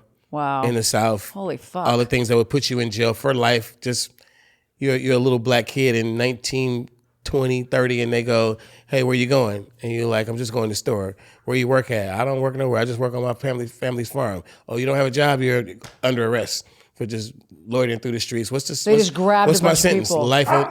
Life in jail on the chain gang. You know what I mean? And it's been Jim Crow was so many things that put so many people into free labor situations. Free labor. Yeah. Free labor. Slavery, free labor, prisons, free labor. It's just free labor. Yeah. Like you get criticized for third world country labor, using third world countries for sweatshops and shit. You get criticized for that, but you don't get criticized for. Coda, be quiet. He's complaining with me. No, I'm like, yeah, he is. He's like, Liz, stop telling me what to you do. get this shit? You understand this bull crap? But yeah, you get it. You get the point. Okay. So, we wanted our show to really promote a cause that you have a passion for, and that's a significant cause. And Yeah. it's actually crazy. a crime, in my opinion. So that on took one end, there's place. prevention. We don't want to fight the system because Yeah. the system has been fought. You can read a book called The New Jim Crow. Yeah. And the system has been fought in every court in multiple states to the highest court, and there's no more fighting the system. Talking. On the one end, you have prevention. That's the younger kids, not allowing them to go in that direction or deterring them from the grave or the prison. But then on the other end, you have the reintegration. Like, some people can become good citizens. They are in a place that they don't want to be, a penitentiary, and it's like you got some real criminals that need to be locked up. Yeah. You got a lot of people in But there. there's a lot of people that don't need to be locked up. I mean, just for one, how many people had to do a lot of time for marijuana? Yeah, that is such.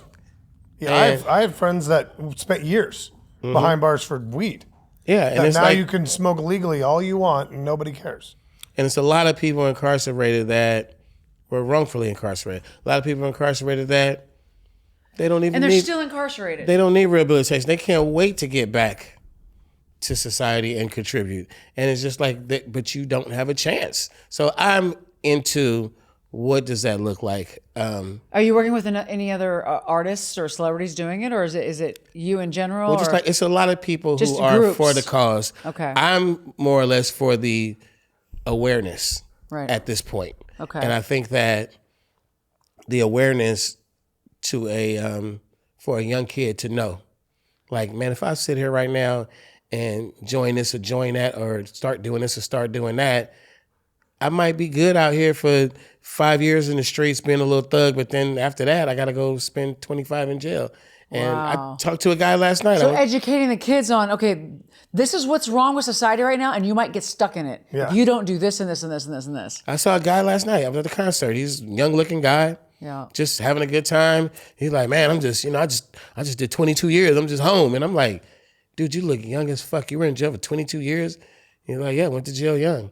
And like, They just snatched him off the street. he's like, man, I'm 42. So you went to jail, you're 20 years old, you just got home. Yeah. Fuck. Like you're not living your life. And there's such a different element to your perspective coming from where you came from, that you're a great advocate for that cause, because you come from two spectrums. You come from a great family. You come from good support. You were around a bunch of people that were dealing drugs. You chose the other side, the positive side. So you can actually, and you've gotten through it, but you know that side really well, and you know the system. So keep us posted on how that goes for you. We'd love to actually have you back on to talk about how it's going and what organizations and where people can donate, what people can help you with. On our interview, we're going to be putting links to how people can support or follow your journey on this. Because that's a major cause. That's a blanket cause. That's not just one. That's Before you air, I'll call my people and get some specific. it's a specific links. Because we do a lot. Yeah. And I don't want to just. No, we absolutely will let you. You have full edit. I don't want to speak on it. It's two people in particular who I'm aligned with. Okay. One has a reintegration program where they have jobs for prisoners who are still locked up with a release date. Yeah. And like a transitional. When you get out, you'll have a job, and they're training them for that job while they're still incarcerated. Oh, that's kind of cool. That's great. That's actually really cool. And then the city of Oakland, California, is going through a lot of turmoil right now. And there are multiple groups who are trying to save the youth and save the city. And I'm aligning myself with different people. I'm going to an event in a couple of days. It's called Thug Therapy. And Thug therapy. thugs don't have therapists, and they need them. So they get together and they have therapy. But you think that I don't think they go in as thugs then if they're just picked off the street. I think the prison system probably creates. Well, thug therapy is not necessarily about convicts. It's about the people who are out right now, who are in this lifestyle in the streets without options. And you saw your homeboy get murdered. You saw your father. They're running around with this PTSD and they don't even know it. You're hurt and you need therapy, and it's just not a inner city community thing to go, man, I need therapy. I'm going to go to my therapist. It's just not. So no, you're trying to change that narrative. And it's just, that is a mental health in itself is a new frontier. Thank you. Mental health, you are. The way we're all addressing it now is a new frontier. We've all known it. We've all tried to, I'm not saying me or you or anybody, but we've as a society, we try to sweep the crazy people away in, insane And if asylums. you're being crazy, Back just in the ignore day, it. You do Well, fucking. didn't they take pieces of the brain out? They cut it out and then. That's what they used to do. It's That's called what they used to do. lobotomy. Yeah, you call them freak and stuff and all the stuff back in the day and sideshows and freak shows, and it's like, it's just we evolve. So I think that also is prominent in the inner cities right now, like therapy for little kids. Little kids are witnessing violence. mental awareness, So that's what I was talking to some of these kind of like. They run certain areas of the world and they get together and they all talk about how they can better society. And I'm thinking to myself, I watched soldiers who go overseas and they come back and they are literally need mental help. It's not physical help. They need mental stability as far as how do they rehabilitate themselves. But then you think about it, these kids are growing up in the same atmosphere and they have just as much PTSD because they're surrounded by just as many guns. How are they getting help? Who's helping them? Nobody. Like there's no help with this mental illness right now. And it's not an illness. I don't like to call it illness. I just like to call it like we have enough wealth to take care of each other, but that's just not the way it goes. It doesn't work like that. So it's not. But we love you. We take care of, we're just It's not about that, but it should be. I was going to say that, what if humans were to function like bees or ants? A hive mind style. That would be amazing. Like you can be the richest one, but we just kind of, I don't know. I've heard the long-term socialism outcome is never good. I don't really know the different types of politics, but at the same time, we could eat, we could house, we could, little shit. I think that's where a lot of people are headed is, okay, well, like the guy from how do you say it? Hermes. He's dying, the older guy, and he left his 11.2 billion to his gardener and 5.7 million in property or whatever. And everyone's saying, well, he should have given it back to society, not just to one guy. But regardless, that type of wealth accumulated from ego, which is wearing Hermes clothes. That's ego. I mean, there's strictly just ego, just like Louis, all the rest of them, right? So that accumulation of wealth. So there's a group of, John Paul's involved in it, these really wealthy guys that have vowed, it's called the Give Back Pledge, right? The Giving Pledge, to give back, 50% of their 70% of their entire wealth or something crazy to do exactly what you said. So I would love if you could sit down with John Paul and talk about what you're talking about and get him in touch with, and I can't guarantee anything, but I love to connect people. I think that there's so many ways to spread love. And yeah, money's great because it helps the situation, facilitate but all that it's not stuff. what defines us. I know you too short, you've never been defined by your money. You've never ever told me, we wear nice things, but we're not like this. That's not, if I lost my house, I would be okay. I've lived in my car twice. I've been divorced, I don't know how many times, whatever.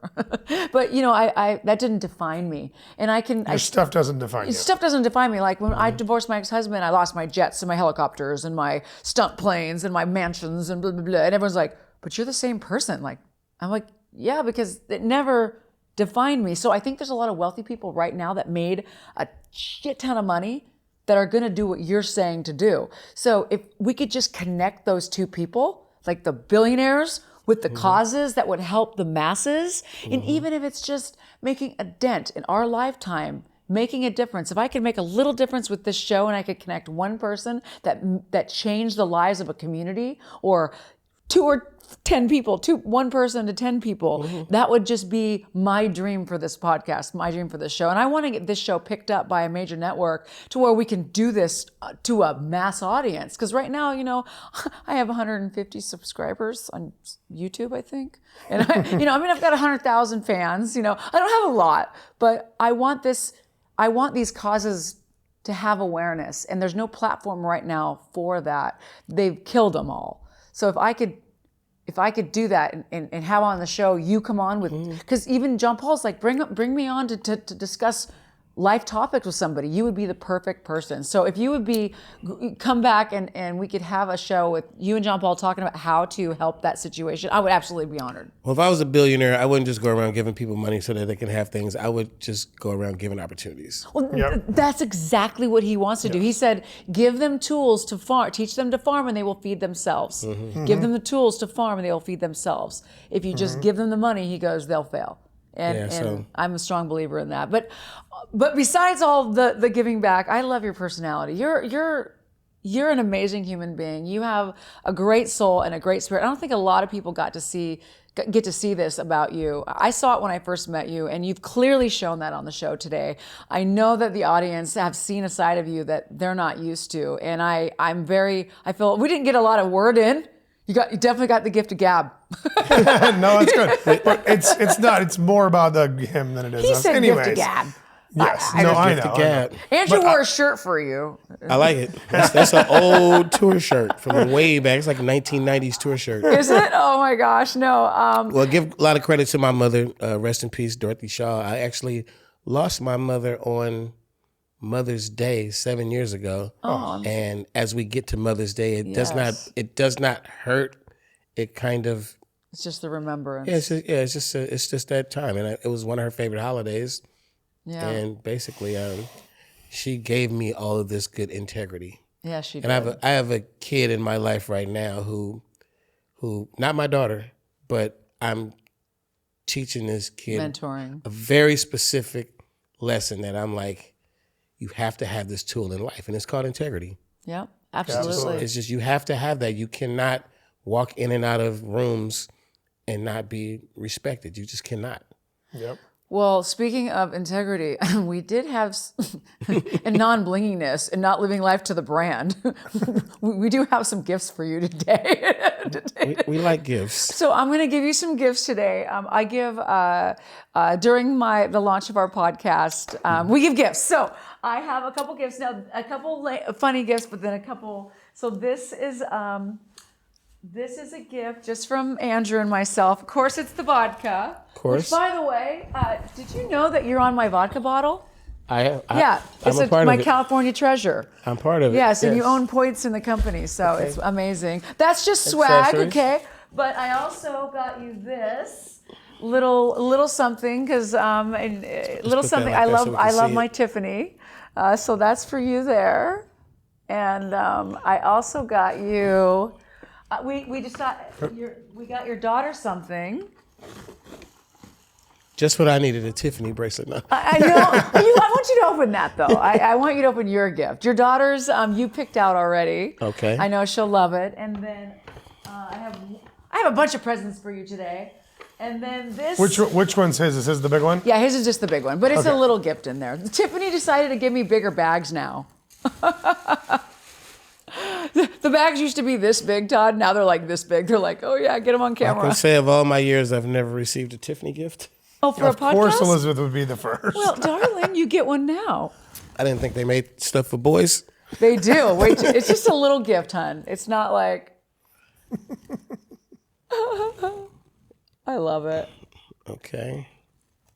Okay, yeah. This is what, Yes, it's a money clip because you saved your pennies. we love these when there's money already in them. Well, okay, so one day when my vodka does well, it's doing well now. I'm like, I love Liz. She gave me a money clip full of money. Exactly.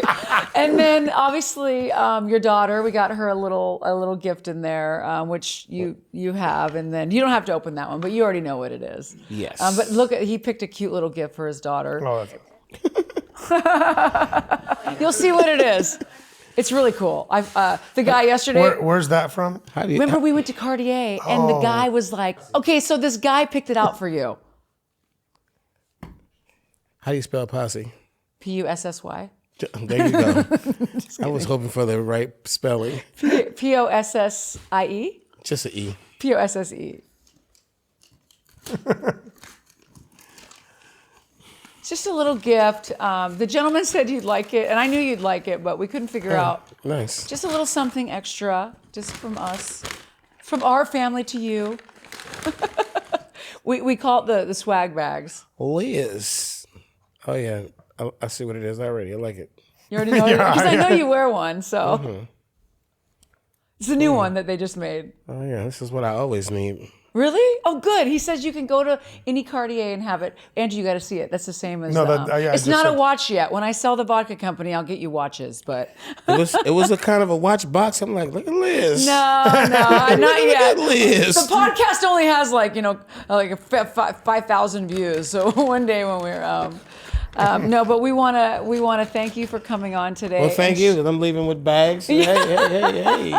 Share, and I also have a bottle of vodka for you, and then I have, but no, I want to thank you for coming all the way down here today, and you didn't have to take time out of your day, but to sharing your story, and I just hope that we could share this with youth that can watch it and understand that one decision in your life that you can make could either lead you down the dark road, the wrong side, or the right side of the road. So is there any advice you would give to youth right now if they want to get into music and they want to try and make it? Well, just in life in general, I really truly believe in the 10,000 hour rule of if you put in the work, you will become an expert. And I think that people look at what those 10,000 hours are to becoming an expert at something is about 8, 9, 10 years of your time dedicated to doing one thing, and whatever that one thing is, if it's music, if it's sports, if it's academics, whatever it is, business, whatever it is, it's worth it. It's really worth it putting in the work. You are thinking, if you are thinking negative at the beginning of this journey, I don't want to go to college. Oh, I don't want to do this internship. I don't want to take this process. I want to get there quicker. It's just not not gonna work. yes. You have to be Keep a positive mindset. so first and foremost, you got to put in all this work. That's what I always tell people in the quick version. Do more work than everybody else that's doing what you do. Just do more, just put in more time, write more songs, do more performances, whatever it is. But the second that you achieve success, whatever you did to get there, double it. Work harder. Yeah. Yep. And every Dedication. time you set new goals for yourself and you achieve those goals, whether you achieve them or not, you just try. Yeah. Get to the point you go, damn, I can't get this one. Or I did get this one. New goals.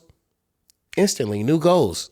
If you sit at that moment as a rapper, if I got my first nice house, my first nice car, and my first top-notch groupie dick-sucking day and night party, You're like, and I go, I made it. Oh wait, I'm broke now. yeah, and I just go, I made it, and I'm just gonna sit here with fucking blowjobs and video games. It's just not. Blowjobs and video games. It's just not the formula. So I always just say, once you get your foot in the door, work harder. Yeah. Just keep your foot going. Just work Just harder. keep walking straight through that door. To another door, just go.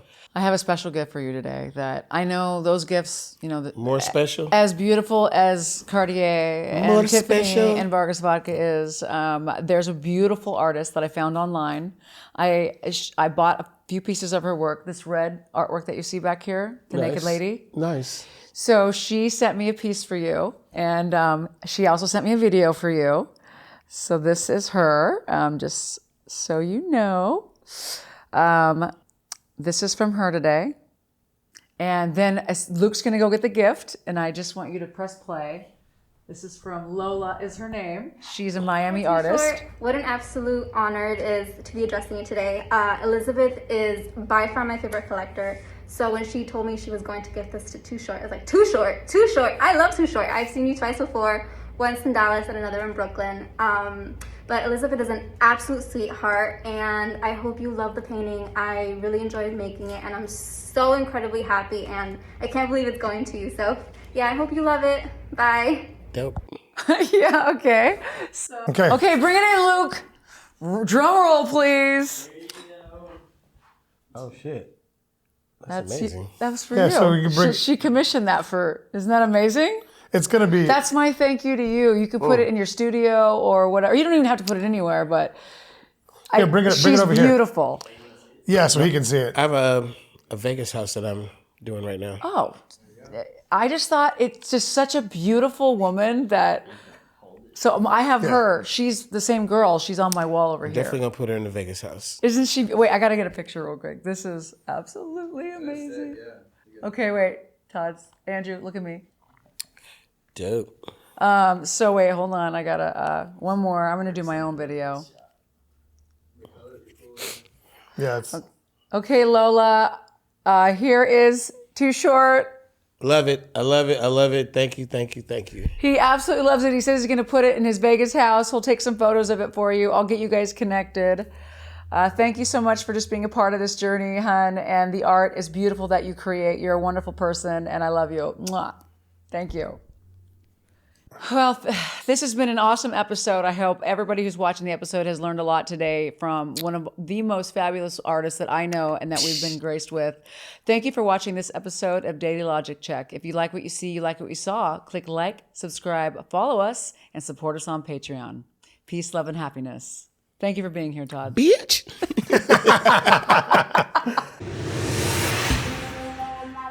Daily Logic Check. Thank you for tuning in to this episode of Daily Logic Check. I'm Elizabeth Vargas, your host, with my co-host, Andrew Vargas. If you like what you saw, you like what you see, click like, subscribe, follow us, and support us on Patreon. Peace, love, and happiness. Daily Logic Check.